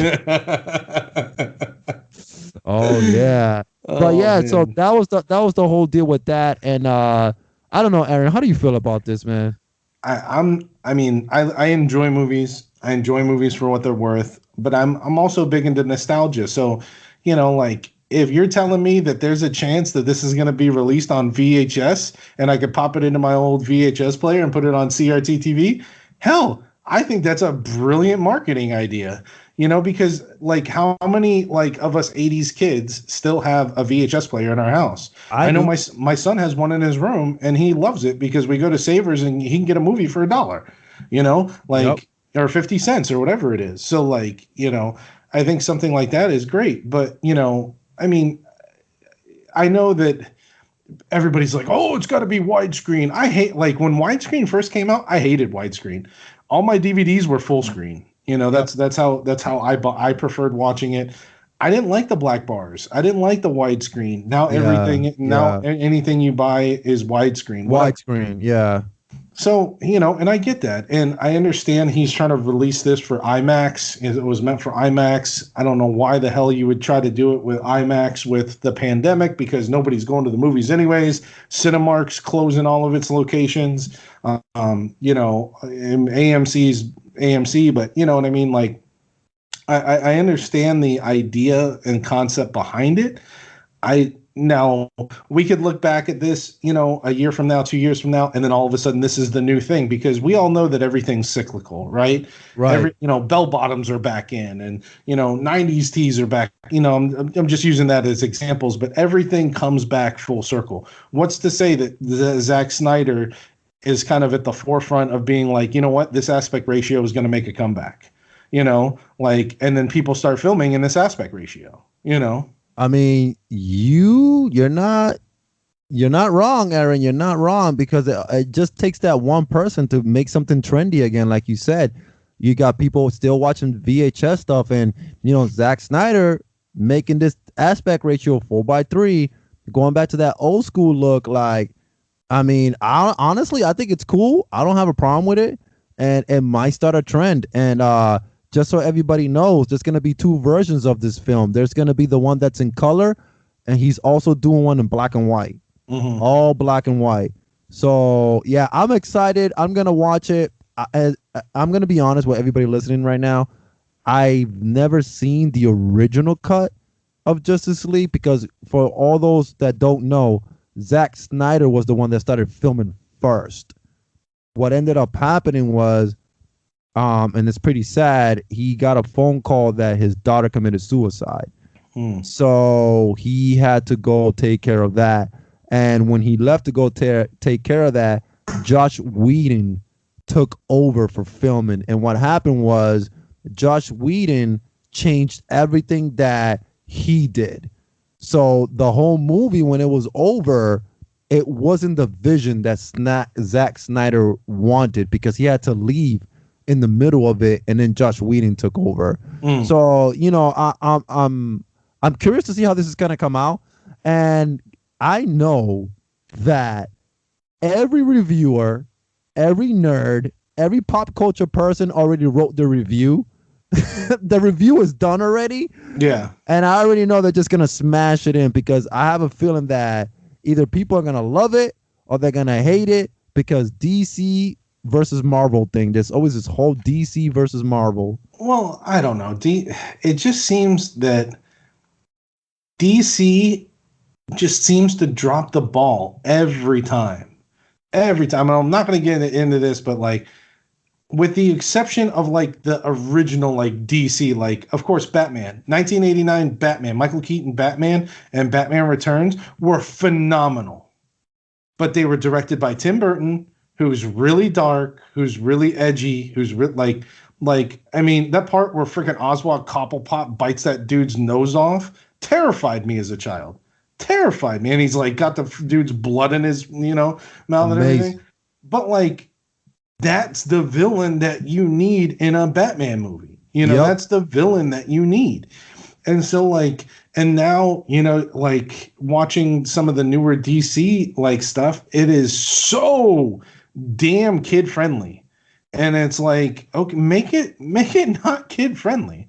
Like my son watches like Aquaman all the time. He loves it. It's like, all right, Aquaman. It's a great movie. Don't get me wrong, but it is so kid friendly. And there's so many ways that they can make like Aquaman just stab somebody like straight up with his freaking trident, and just like make it so much darker than what it could be. But like, I don't know, DC, like Marvel kind of, wavers that line. Marvel, they can kind of go and hit some dark subjects every once in a while, but they'll bring it back and whatever. But I don't know. I mean, I think that whoever is allowing, and I should ask this question. I'm guessing, did he say, "Hey, I want to finish the movie after X amount of years of this going on"? Yeah, so apparently from what I know is that like he didn't like the way it came out, and he was telling Warner Brothers if he can go back and change it. But is he funding it, or is Warner Brothers? No, believe it or not, Warner Brothers, and this is why I was very, very, very surprised by this because I think they already spent like, oh my God, I forgot the numbers of like this remake, but think about it this way, Aaron. I don't think since I've been on this earth, I don't think that I've heard of a studio literally telling a director like, okay, you can remake that movie. The movie came out. The movie already that's like you watching Star Wars, the first movie of Star Wars. Yeah. It comes out. George Lucas is like, you know what? That didn't come out the way I like it. Then he tells the studio, hey, I need like another 50 million. I want to make it the way. And then they actually give him 50 million to remake the same movie. That is crazy. I've never heard of that. I'd say the only thing that's comparable, but it's not really comparable, was like the Sonic the Hedgehog movie last year that came out. Because like I remember seeing the commercials, like the commercials for the original Sonic, like I guess CGI was terrifying. It was like the worst CGI I had ever seen. And I remember seeing commercials on TV, and then you don't hear anything. And I guess they got such bad reviews of that character that the company went back and the company went bankrupt. I mean, that's the CGI company went bankrupt because they had spent so much money retooling that movie to make Sonic look like the Sonic in the video games. And they had to redo the whole movie because of how badly reviewed that CGI version. That's the only thing I can compare it to, but it's not like the movie was released and then they said, oh, we're going to release a whole new movie. The movie was done. It was ready for release, and then it got such bad reviews that they went back and redid it. But yeah, I can't see that being like, oh yeah, you know what? We're going to make this movie again, but you have free reign.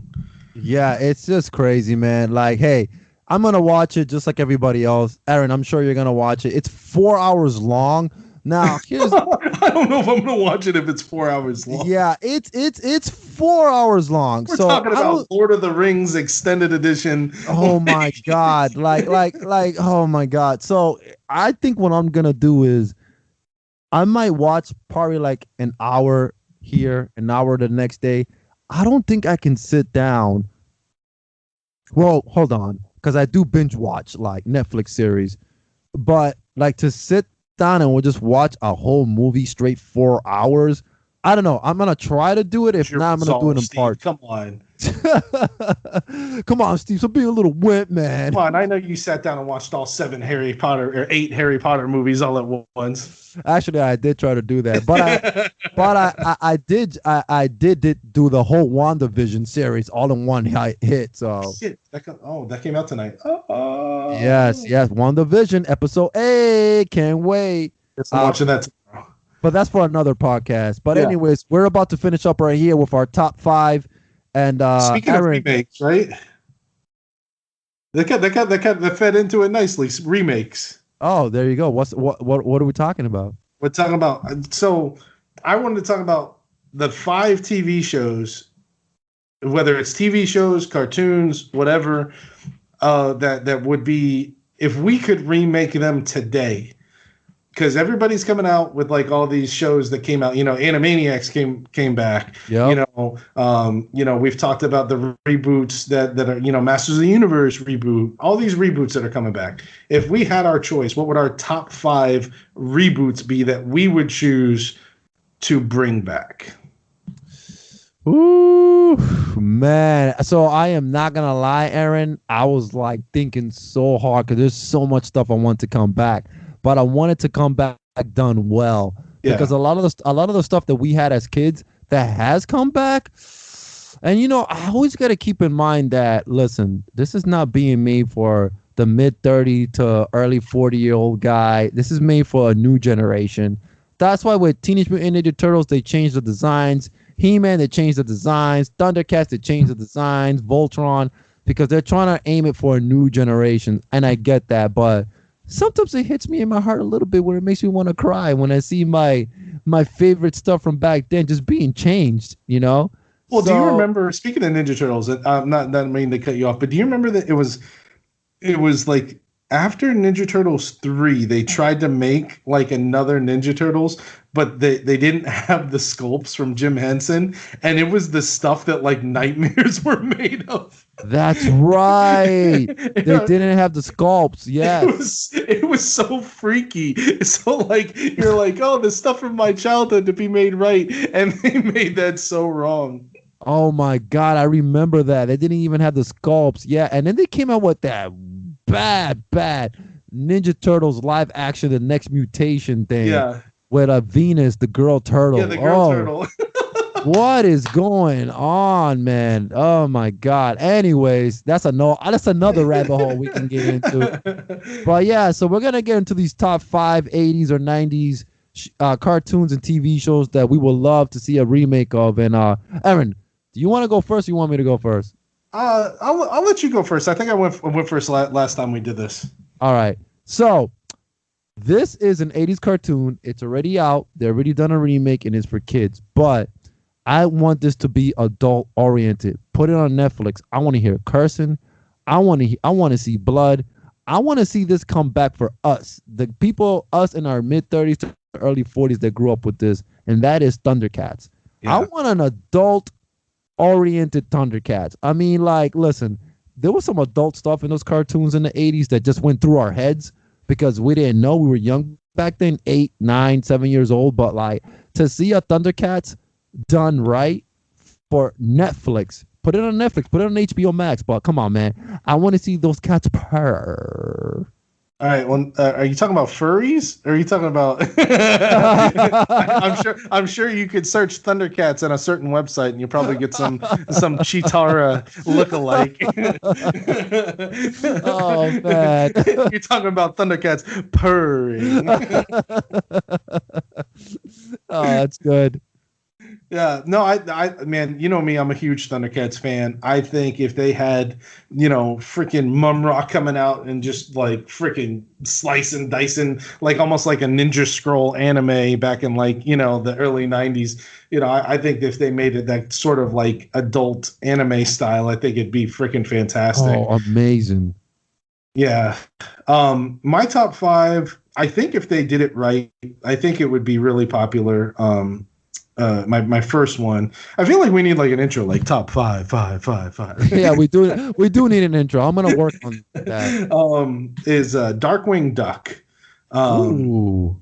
I just the villains in Darkwing Duck, the theme song, the catchphrase, everything about the show. I think if they brought it back, whether it's kind of like you said, kind of maybe like a for a more adult audience, maybe have it a little bit darker, a little bit more, violence in the show. I think that cartoon could be really successful as a franchise because you already have such a big cult following with Darkwing Duck. Yeah, you do. And I'm one of them. I love Darkwing Duck. I am the terror that quacks in the night.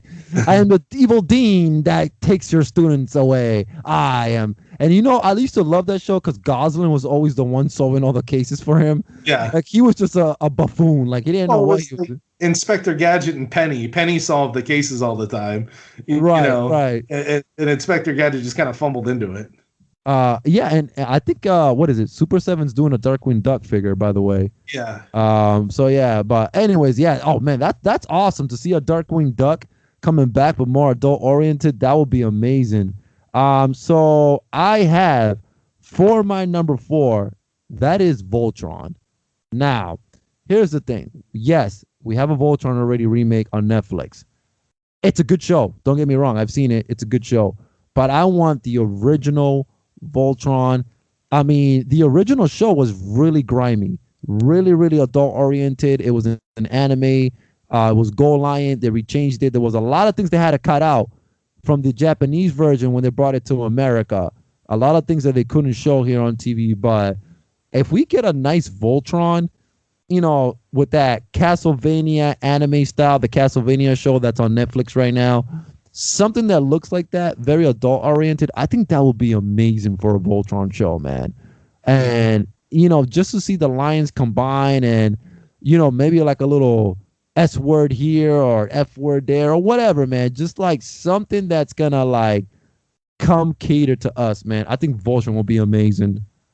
It's funny you mentioned Voltron because on HBO Max they've re-released all the Robot Chicken episodes from back in the day, and like the second episode is like Voltron getting in a breakdancing battle, and it is I was dying. It's all Oh yeah, claymation. he's battling. And He's battling Robeast. Yeah, yeah, yeah, yeah, yeah. yeah, yeah. I Yeah, that's was awesome. that brought me back, and I watched that the other day. My wife was like, "What the hell is this?" And I was like, "Man, if you don't know about Robot Chicken, you got to watch Robot Chicken." And so we watched a couple episodes, but yeah, that'd be cool to bring it back. That's for sure. That's awesome, man. So my number four. So I kind of went TV shows. Now I'm watching stuff with my son. I'm watching a lot of things, and I'm thinking back to like my childhood. Right. I'm thinking back like, damn, like what shows aren't on TV that used to be on TV all the time. Like, and at least that had an influence on me or impacted me as a kid that I would like to see brought back. So one of those shows, it was hosted by Mark Summers. It was on Nickelodeon. My list is very Nickelodeon heavy. I'm just going to preface that. Is What Would You Do? I don't Oh, know that if you was a remember the show. good show. Yeah, It had and a real catchy theme song. what would you do? And then like Yes. the slime Yeah. will fall on you. Yeah. Right, or you would have to like pick a number off the wall, or you'd have to go down the slide into the whipped cream pie, or it was like, what would you do? Would you Yeah. rather do this or rather do that? But it was a show with their parents and their kids, and would you pie your dad for a T-shirt? Like it was Oh, kind of that's like awesome. and it made me think like there was no like live action shows No, there isn't. that are based on like kids. Yep. Like, I'm not going to go through my whole list, but like I remember shows like Wild and Crazy Kids. What Would You Do? You had all Legends of the Hidden Temple. You Yep. had all these shows that were kid oriented that like, it was kids playing in the game shows. And now it's none of that. Like, Aaron, there's a great documentary. I don't mean to cut you off. It's called The Nickelodeon Years, and it's about Nickelodeon, how they started, how they first started, and Mark Summers is in it, and they talk about every show that we grew up with there. yeah. Are You Afraid of the Dark? What Would You Do? Hey Dude. They go Yeah. through Carissa explain everything. They talk about everything. It's called Nickelodeon, the Nickelodeon Years. The Orange Years. Nickelodeon, the Orange Years. Okay. It's on Amazon Prime. I saw it 2 weeks ago. It is an amazing documentary. Check it out, man. I will. My wife's got Amazon Prime, so I'm gonna have to get her locked in. Yeah, you're gonna love it. Yeah. You're gonna love it. It brings us back to our childhood. But yeah, I haven't seen a show like Mark Summers. Like What Would You Do? Like I remember like the song, like you were saying, like what would you do? Yeah. I mean, it was remember that. catchy. It was catchy.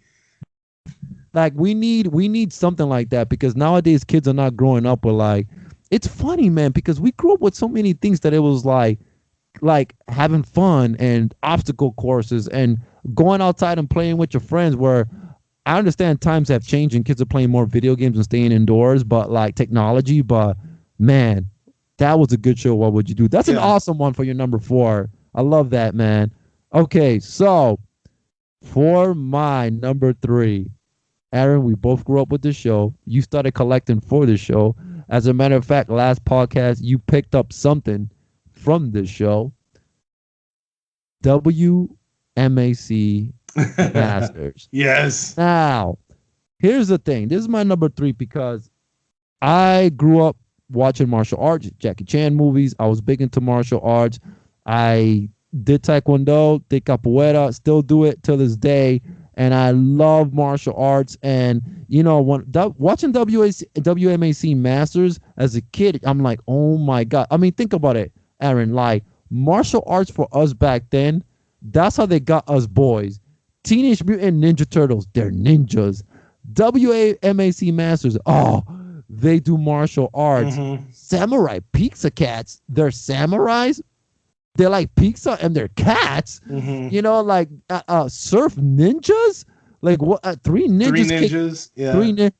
So martial arts in the 90s was like this big thing for us, man. And it's like, if I was to do this show and take it back, like redo it now, I would bring back all these awesome martial artists that are in movies right now, like Scott Atkins or Lateef Crowder, who's actually the stunt double for the Mandalorian. He does a lot of capoeira stuff. So I don't know. I would love to see like a brand new WMAC Masters. And Aaron, what did you tell me? We were talking about. You said that most of those guys were in the first Mortal Kombat film. Yeah. Chris Casamassa, Hakeem the Machine Alston, and I think there was a couple more that were in the show, or at least played some part of the training of the show. And speaking of that, I know we didn't get a lot to talk about it, but the new Mortal Kombat trailer just came out. Oh, we're talking about that right after this. I just want to talk about one scene, like Go ahead. one scene, and that was fantastic. But yeah, so. Yeah, I mean WMAC Masters, but again, it was a video game. Like it was because it wasn't a video game, but you had the power meters of like the video game on the side. So every time you got hit, you lost some of your power meter. So like I mean, again, as a kid, you're watching it. You're like, oh, cool. You could get the concept of like the Mortal Kombat Street Fighter because they had the power meters. But it's not CGI. There's two people fighting each other, or fighting the goons or whatever they were that kind of randomly popped up and you had to fight. And it was in a real world environment, or at least a simulated real world environment. Yeah, that was an amazing show, man. Like I love that show. And oh man, if I can see a remake of that, that would be amazing, man. But I'm so curious to see what your number 3 is. So my number 3 wasn't a really well-known show, but it was one of those shows that stuck with me, and it's still to this day, like, I don't know, it just has this, like, I don't know, something with me. I think because I watched it and I was in sports at the time, but my number 3 was Pro Stars. Oh my God. Wayne Gretzky, Michael Jordan, and Bo Jackson. And Bo Jackson, Pro Stars. It's it's something that resonated with me as a child. Because back then, I mean, we talked about trading cards and sports cards earlier. Like I collected baseball cards. I collected football cards. I knew a lot of football players because a lot of these baseball players, hockey players, I don't know. It was something different about the time. Like they were role models, Yeah. Bo Jackson played football and baseball. I mean, he was a freak of nature and he was amazing at both. He was one of the few besides Deion Sanders that was able to do that. That's true. Yep, that's right. And I think there was maybe only a handful more that have played 2 sports at the same time. And, I just thought it was so cool where they would show kind of like them playing sports and then they would go to the cartoon. And like, I just remember that theme song. I think it was like the theme songs that like stuck with me as a kid.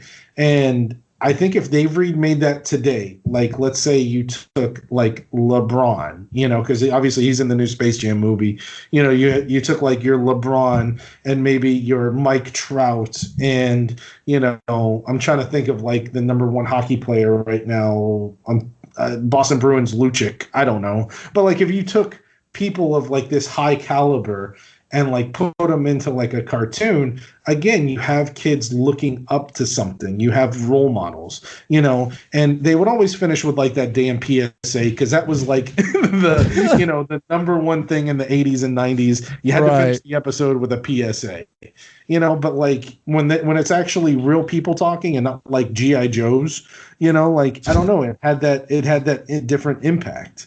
Right? Like if it's Bo Jackson telling you to don't do drugs, you're like, okay, thanks, Bo. You know what? I'm not going to go do drugs. You know what? That's so true. And I don't think we see that a lot anymore. Even now, like, I don't think kids are getting that, like that sports. I mean, kids still look it up to sports stars, but we're not seeing like, I don't know who, like a LeBron James, like, hey, don't forget to eat your Wheaties, kids. Wheaties is part of a good, healthy, nutritious breakfast. Yeah. Wow. Thank you, LeBron. Like, we don't see any of that anymore. And Pro Stars, I can see how that can, back for us as kids. Like, wow, Michael Jordan, like, Like he's telling me to do this. Like I shouldn't do this, and I'm not gonna look both ways to cross the street. You want to be like Jordan? Just make sure you look both ways when you cross the street. Yeah, Remember, kids. exactly. Don't pick up your basketball in the middle of the street without having an adult with you.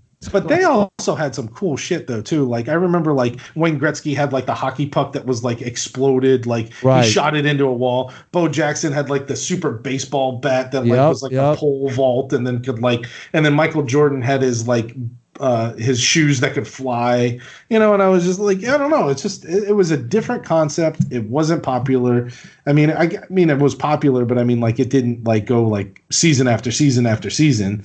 I think it had like one season, maybe two, but like, I don't know, just that show stuck with me. And I feel like if they remade that today, that would be something special. Oh my God, that is a good number 3. Aaron, I wasn't expecting Pro Stars. Like, when you said Pro Stars, that's one that I was not thinking that you were gonna have on your list at all. But that's a good one, man. All right, so for my number 3, I have Dino Riders.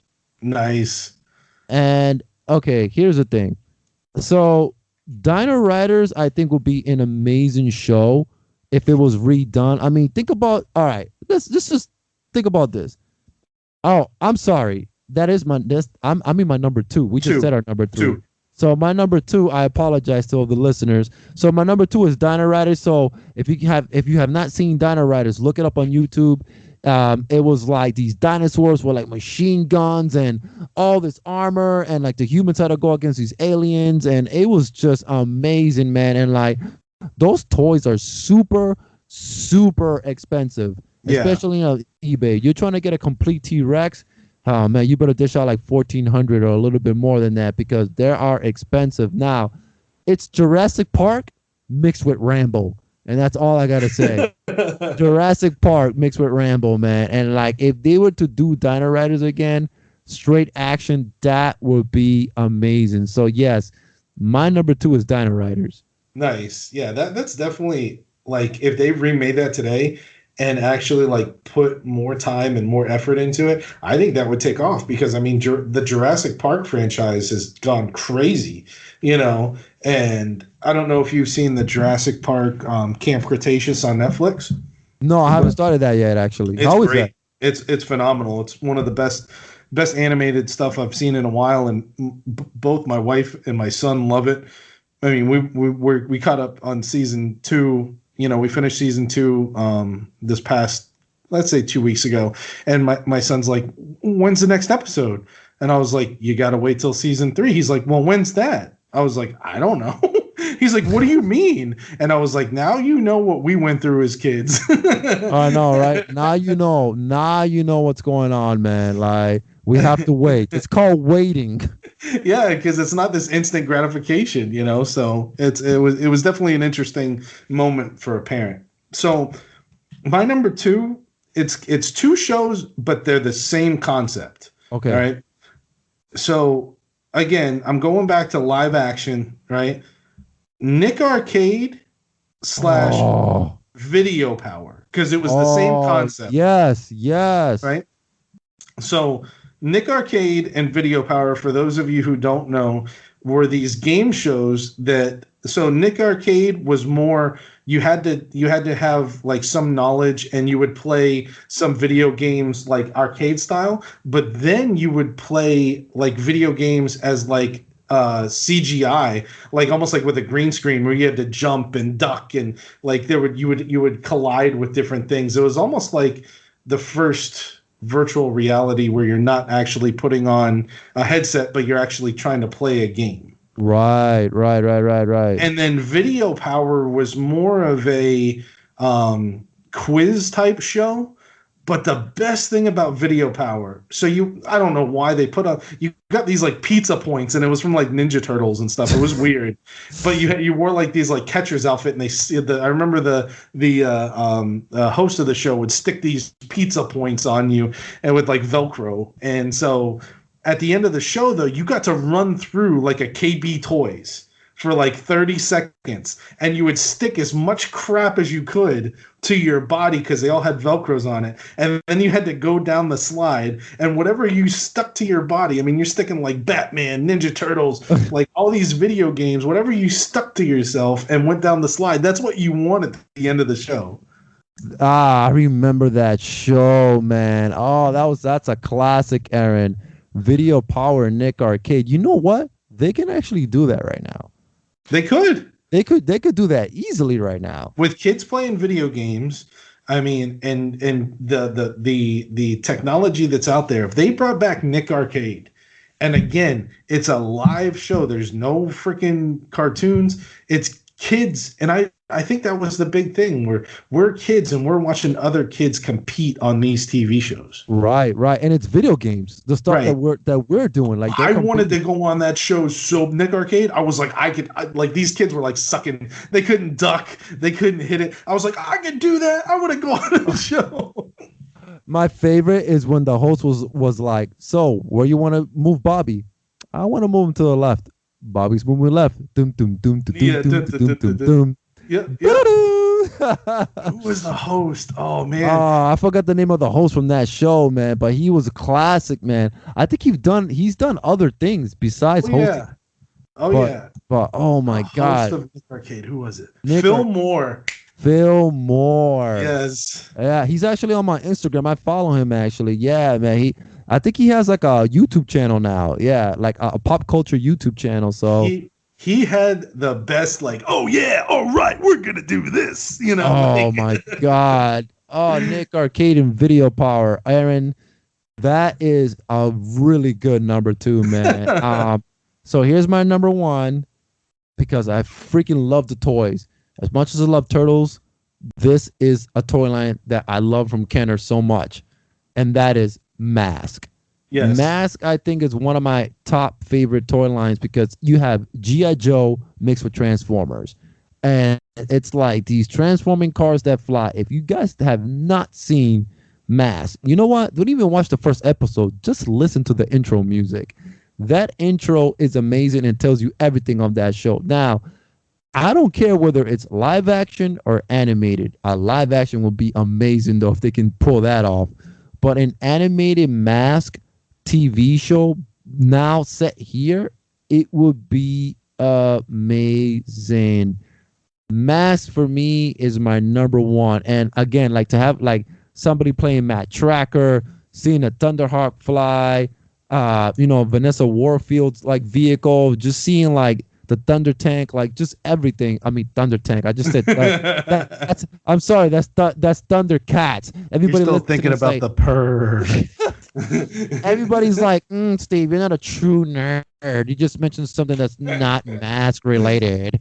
But yeah, Mask is my number 1, and I am so curious, Aaron, to hear your number 1.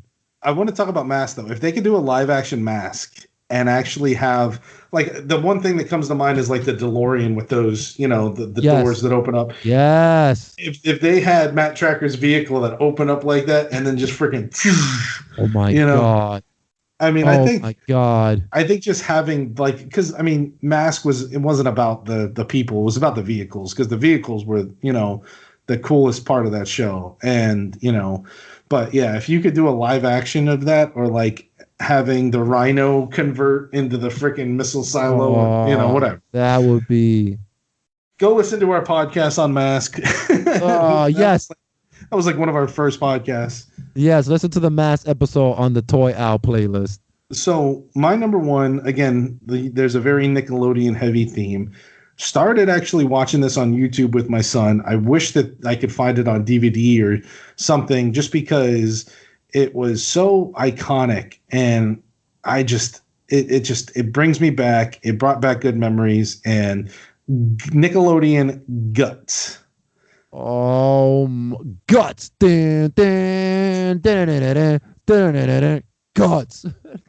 That show, I mean, it just, I think if you did it today, so many kids would want to participate.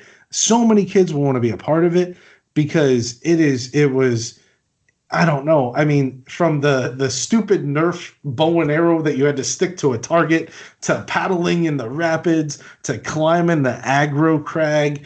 There was something about that show with Mike O'Malley and Mo. Take it away, Mo. And we started watching it. My son was just glued. He's like, this is cool. And I was like, yeah, because it's kids competing. And, I will say one thing. I watched a little document. It wasn't even a documentary. It was like a 5-minute interview with Mike O'Malley. He said he felt so bad for these kids because they kind of just picked them, but they didn't give them any training. They just kind of like stuck them in there and said, go. So that's why some of these kids sucked so bad at guts because they weren't taught anything. Like, okay, you're going to jump off this bungee, shoot this bow and arrow at the target. Okay, you good with that? All right, have fun. There was no practice. There was nothing. It was just, here's the stuff, go. So, like, we watched this one episode, and the kid's trying to paddle through the rapids, but obviously he's never paddled a boat before, so he doesn't know how to paddle, and he's just going in a circle. And it's like, okay, that's going to be a penalty because he had to have one of the helpers assist him. And the guy's like, it feels so bad. But, like, Nickelodeon Guts, I wanted a piece of the freaking aggro crag so bad. Oh, man, that's such a good show. I used to watch that all the time in the afternoons on the weekends with my brothers, man. And they always gave him like cool nicknames. All right, this is Aaron the Bruiser Schmelzer, or whatever, like yeah, all right, yeah. And Mike O'Malley be like, all right, let's spill your guts. And they'd give him like this professional, like, all right, Aaron, his hometown is from, Pembroke Pines, Florida, and blah, blah, blah. And it was so cool that they gave him like this little kind of clip of like the kids and gave them kind of like their little superstar moment, Oh, that is awesome. Oh, that's a good one, man. Oh, God. Man, you went down a Nickelodeon history. I'm on Nickelodeon freaking overload, man. I've been Googling Nickelodeon stuff all week. Well, guess what? You're gonna have to watch that Amazon Prime. I am. That document, the Orange Years of Nickelodeon. So I have one honorable mention. Yeah. And this is something that we grew up, and I had to mention this because I didn't know if I wanted it in my number one. It was either this or Mask, but PBS. And we all grew up with PBS, public broadcasting. That is Reading Rainbow. Okay. Butterflies in the sky. I can go twice as high. Take a look. It's in a book. A Reading Rainbow. Oh, Reading Rainbow. Now, here's how you would do it for today. Now, instead of books, why don't you do comics? Graphic novels. Ebooks. There's so much stuff that you can do now. It's because Reading Rainbow, it was set for kids, and then like it was always like today's book is The Little Bear Drinks His Medicine by Mark Thompson. And it was always like the book of the day. But like now you can do Reading Rainbow, and you can just be like today's graphic novel is TMNT The Last Ronin. Whatever. That's what you would make it. Hey man, I'll make it not for kids. Today's magazine is Hustler. I'm sure there would be a lot of people that would want to watch that one. And we're gonna turn to page 68, the Bigum section. Here's the centerfold, kids. But yeah, that would be hilarious, man. See, when you first said PBS, I'm like, oh man. The first thing that came to mind, because I can't remember if it was on PBS, it had to have been that or like some other educational channel, was Where in the World is Carmen Sandiego? That's where I originally thought you were going. Oh, there was a Fox TV show. Where is Carmen Sandiego? That 90s TV show. Yeah. Oh, man. Well, that I was remember the cartoon, right? Yeah, on Fox. Yeah, on Fox Kids. But then they had the live action like Carmen Sandiego that was like a game show. Yep. Where in the world is Carmen Sandiego? Yeah. And I forgot the guys' names, but there was like that quartet that would like sing every once in a while. And I don't know. I always got a kick out of that show. But yeah, I mean, there's so many 90s shows that there's so many that we grew up with that are just amazing. And Punky Brewster's coming back, by the way. I mean, I think it's inevitable that most Yeah. of this stuff is going to come back at some point. Yeah. But I just wish that there was more.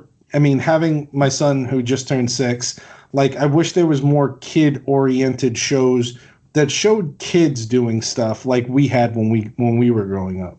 Yeah, that makes sense, man. I'm really missing that, man. And there are times where I go on YouTube. I don't know if you do this, Aaron, but there's times where I go on YouTube and I'll look up like 90s TV show compilation, and you can find like 3 hours of like cartoon shows from ABC or ABC Saturday Morning or Fox. Like people actually post these things up, and you can watch your shows that you watch as kids on YouTube. So there's two things to that. One is I haven't done it yet, but I've been wanting to pull the trigger.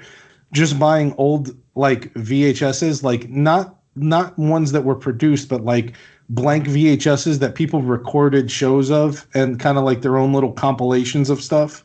Oh, right. On eBay, they're really popular, and I haven't pulled the trigger on any of them, but I want to go back and buy like old VHSs and just see what's on it, because like the old commercials, the old, I bought a Nickelodeon magazine the other day just to look at the old, kind of advertisements and stuff that were in there. And so like that, and I think just like going back and buying old magazines, like just going back and buying the old magazines to see kind of what was like the thing back then. Yeah. That's awesome. Yeah, I know that I've seen on eBay people have like 90s commercial compilations, or like 90s TV, 80s toy compilation of commercials.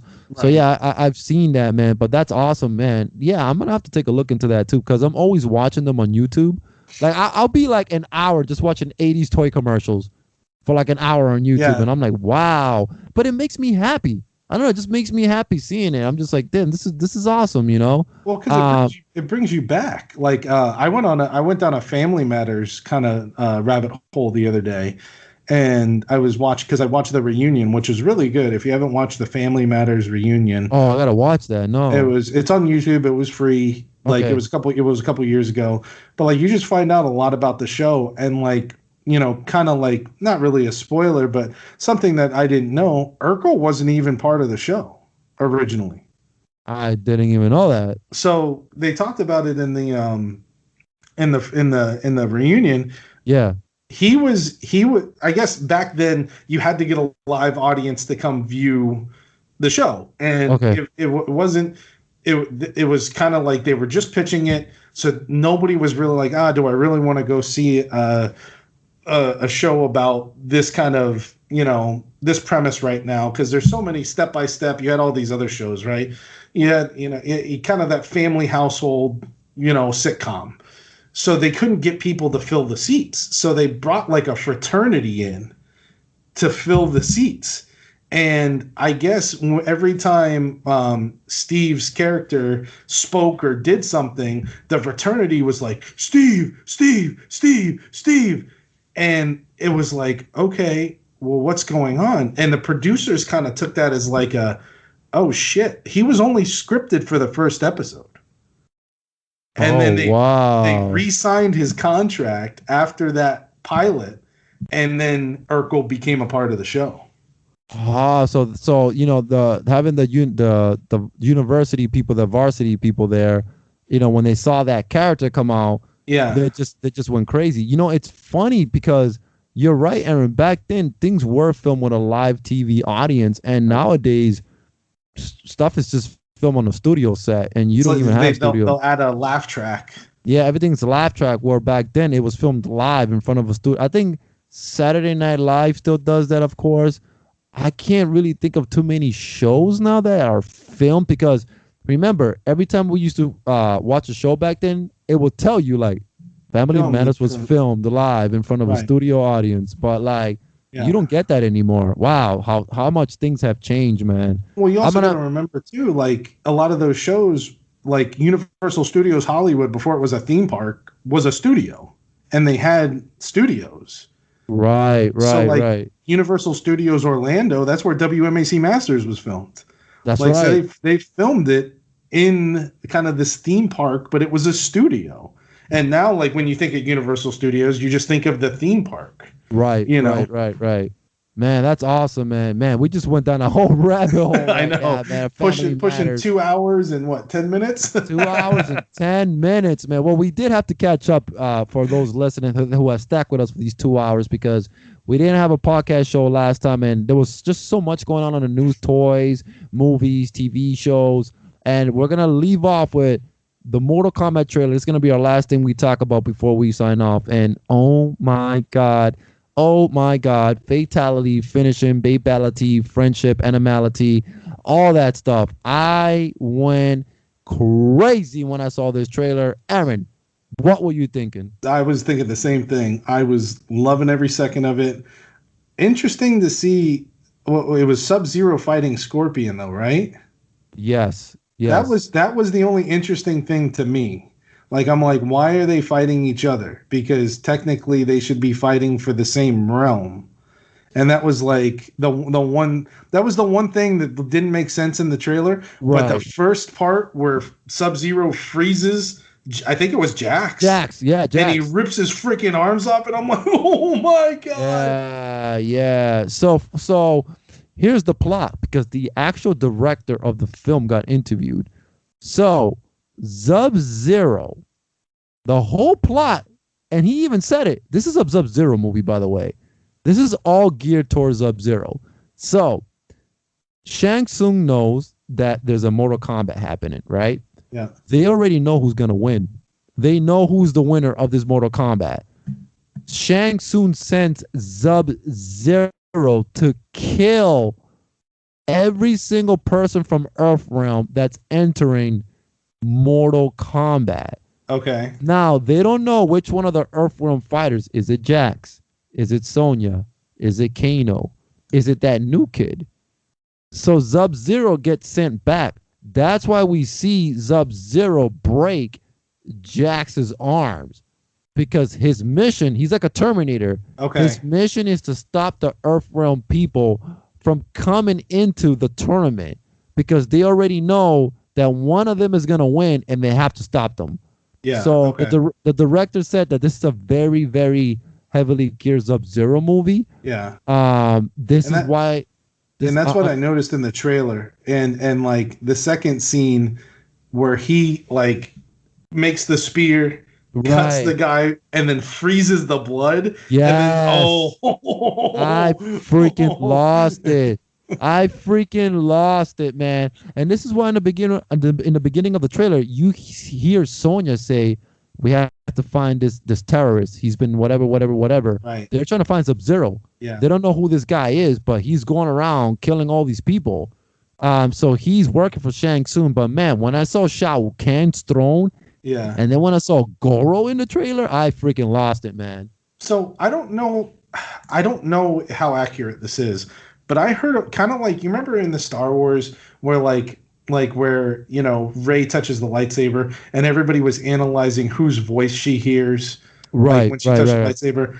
I could have sworn I heard the original actor that played Liu Kang, his voice in the trailer, like almost that he was like the narrator. And I was like, oh, hold on. And I Googled his name, and I don't know how to say his last name, but it was Robin Shao or Robin Shou. Yeah. He played the original Liu Kang. I don't know what it was, but I was like listening to it, and I was like, is that him? Is he gonna somehow be a part of this? That, like, you know, like there's always that speculation. Are they going to bring back anybody from the original cast, or are they going to make a cameo or something? I could have sworn that it was his voice. I could have sworn. And go back and listen to it. Let me know what you think. Okay. But like, it was almost in like the narration. And I was like, is that his voice? Is he going to be in this? Because, you know, obviously they have somebody else potentially playing Liu Kang, right? That's the guy with the tattoo. Right. Yeah, that's what I would assume. But I was like, man, if they bring him back in almost like a Shang Tsung role, and I don't think he is, but like if they brought that character back and he played kind of like a bad, that would be crazy. Yeah. So I don't know. That was just kind of like my little pickup from that. And I was like, I don't know if it is his voice, but it sure damn sounded like his voice. That's crazy. So I'm not gonna explain the whole history of Mortal Kombat, but I'm gonna give this quick second plot. What is Mortal Kombat for those that don't know? If you played the games, for those that are listening that don't know, what is Mortal Kombat? What is the whole thing about this? So, Mortal Kombat is a tournament, all right? And it's a martial arts tournament, and it's held by different realms. So, you have Outworld. Outworld is where Shao Kahn lives. So, it's all these different places. We have Earth, and we also have Earth Realm, which is us, Outworld. We have all these different realms. So, put that into perspective. Now they have this tournament. Now, the Outworld, they have to win. I think it's 9 out of 10 tournaments, and if they win 9 out of the 10 tournaments, they can take over that world. Mm-hmm. This is why you have us, the human characters, Liu Kang, Johnny Cage, everybody fighting for Earth, and if they win, then they cannot take over. Now, the whole plot is that, remember, they have to win 9 out of 10. If they win this one here, they can take over Earth Realm. Right. So that's pretty much the plot for everybody that doesn't understand Mortal Kombat. Now, the new series, if you play the new one for the PS4, PS5, Mortal Kombat X, Mortal Kombat 11, what they do is that they go back in time to stop everything from happening, and they try to get everybody back. So that's the plot. They try to go all the way back to the first tournament when Kung Lao won, then Liu Kang won. So that's a little history of Mortal Kombat. But man, Aaron, this trailer has me going insane. Yeah. I don't know about you, but it comes out April 18, I think it is. Yeah. Listen, I have a Mortal Kombat day already planned out with my brothers. I told my brother, you're not watching this movie without me. We're coming over your place. Me and my brothers, we're watching this together. It's gonna be like an epic night to watch this, man. Definitely. Yeah, that's gonna be something. And if it's anything like the trailer, it's gonna be a freaking amazing movie. And I mean, the 1995 movie, when that was first released, we talked about that last podcast. That was fantastic. Annihilation, not so much, but normally sequels aren't. You have such high expectations for the first one, and they pumped that movie out in like 18 months anyway, so that's why it was so damn bad. But I think that I just make it NC-17, make there be freaking blood and gore and all this other stuff, like make it freaking Mortal Kombat, Right. And I mean, obviously the trailer was a red screen trailer, not a green screen trailer, like intended for all audiences. It was intended for mature audiences, which was awesome because you got to see like this really gruesome, like Jax's arms being ripped off and all that other shit, But I mean, I think that it's gonna be. It looks from the trailer, it looks like a very, very well made movie. And if it's all about Sub-Zero, hell, he was my favorite character in the game franchise, so I'm all about that. Oh man, I can't wait. I cannot wait, man. But yes, we're looking forward to it. HBO Max. You guys get ready. Get your Mortal Kombat stuff ready. Put on your Mortal Kombat shirt because it's about to be fatalities all over the place. And we actually fatality this podcast today because we went too long. We went 2 hours and 11 minutes over here. I'm looking, and you know what? But it was okay. We had to catch up with toys, with movies. There was a lot of things we had to catch up, and we did it. We actually, Aaron, believe it or not, we hit every topic today. I think we left out one, but it's really quick, and I'll hit it really fast. And go right ahead, sir. It was that Amazon and Paramount Pictures or Paramount Plus just announced at Hasbro. It wasn't Hasbro PulseCon, but it was like Hasbro Investors, whatever. That they're going to be making a live-action G.I. Joe TV show that focuses on Lady J. So that was the only thing, but I mean, like, it was just announced yesterday. It's very, very, very fresh. Not too much is known about it, other that it was announced and that it is currently in the works. But it's refreshing to see G.I. Joe getting another live-action look at the franchise. Oh my God. Okay. Am I going to have to pay for another streaming service? Listen, if I watch the trailer to this and it's an amazing G.I. Joe live action show, like action packed and like, I'm like, oh God, I'm gonna have to go down this rabbit hole and get another streaming service, like, because if it's good, I'm watching it. Yeah, I think you and I and Dave and our little friendship circle needs to get involved. And okay, you get Disney Plus, and I have Disney Plus or whatever. You know, you get Hulu. I'll get Paramount Prime. You get Amazon, and we'll just share all of the the Yeah, man. logins. Yeah. Because right now I have Netflix, Hulu, Amazon Prime, Disney Plus, HBO Max. Like, Oh, you're I have, rolling in it, man. I should have just asked you for all these passwords. yeah. I have all of these, man. Like, I'm rolling in all of these right now, man. So like, I'm just like, man, do I have to get like Paramount Plus? I'm gonna wait. I'm Yeah. gonna wait to see what's on it, and if it's worth it, then okay. And who knows if it's not like Netflix was at the beginning where they swore that they weren't going to release like the shows on DVD. This could be one that like gets released to DVD at some point. Right. So, I'm excited, man. But man, Aaron, we did it. We did it, man. We hit every topic. Yes. For those listening, me and Aaron go down rabbit holes, and sometimes we don't finish every topic. But this is our first show where we finish every topic we had. I think it man. is.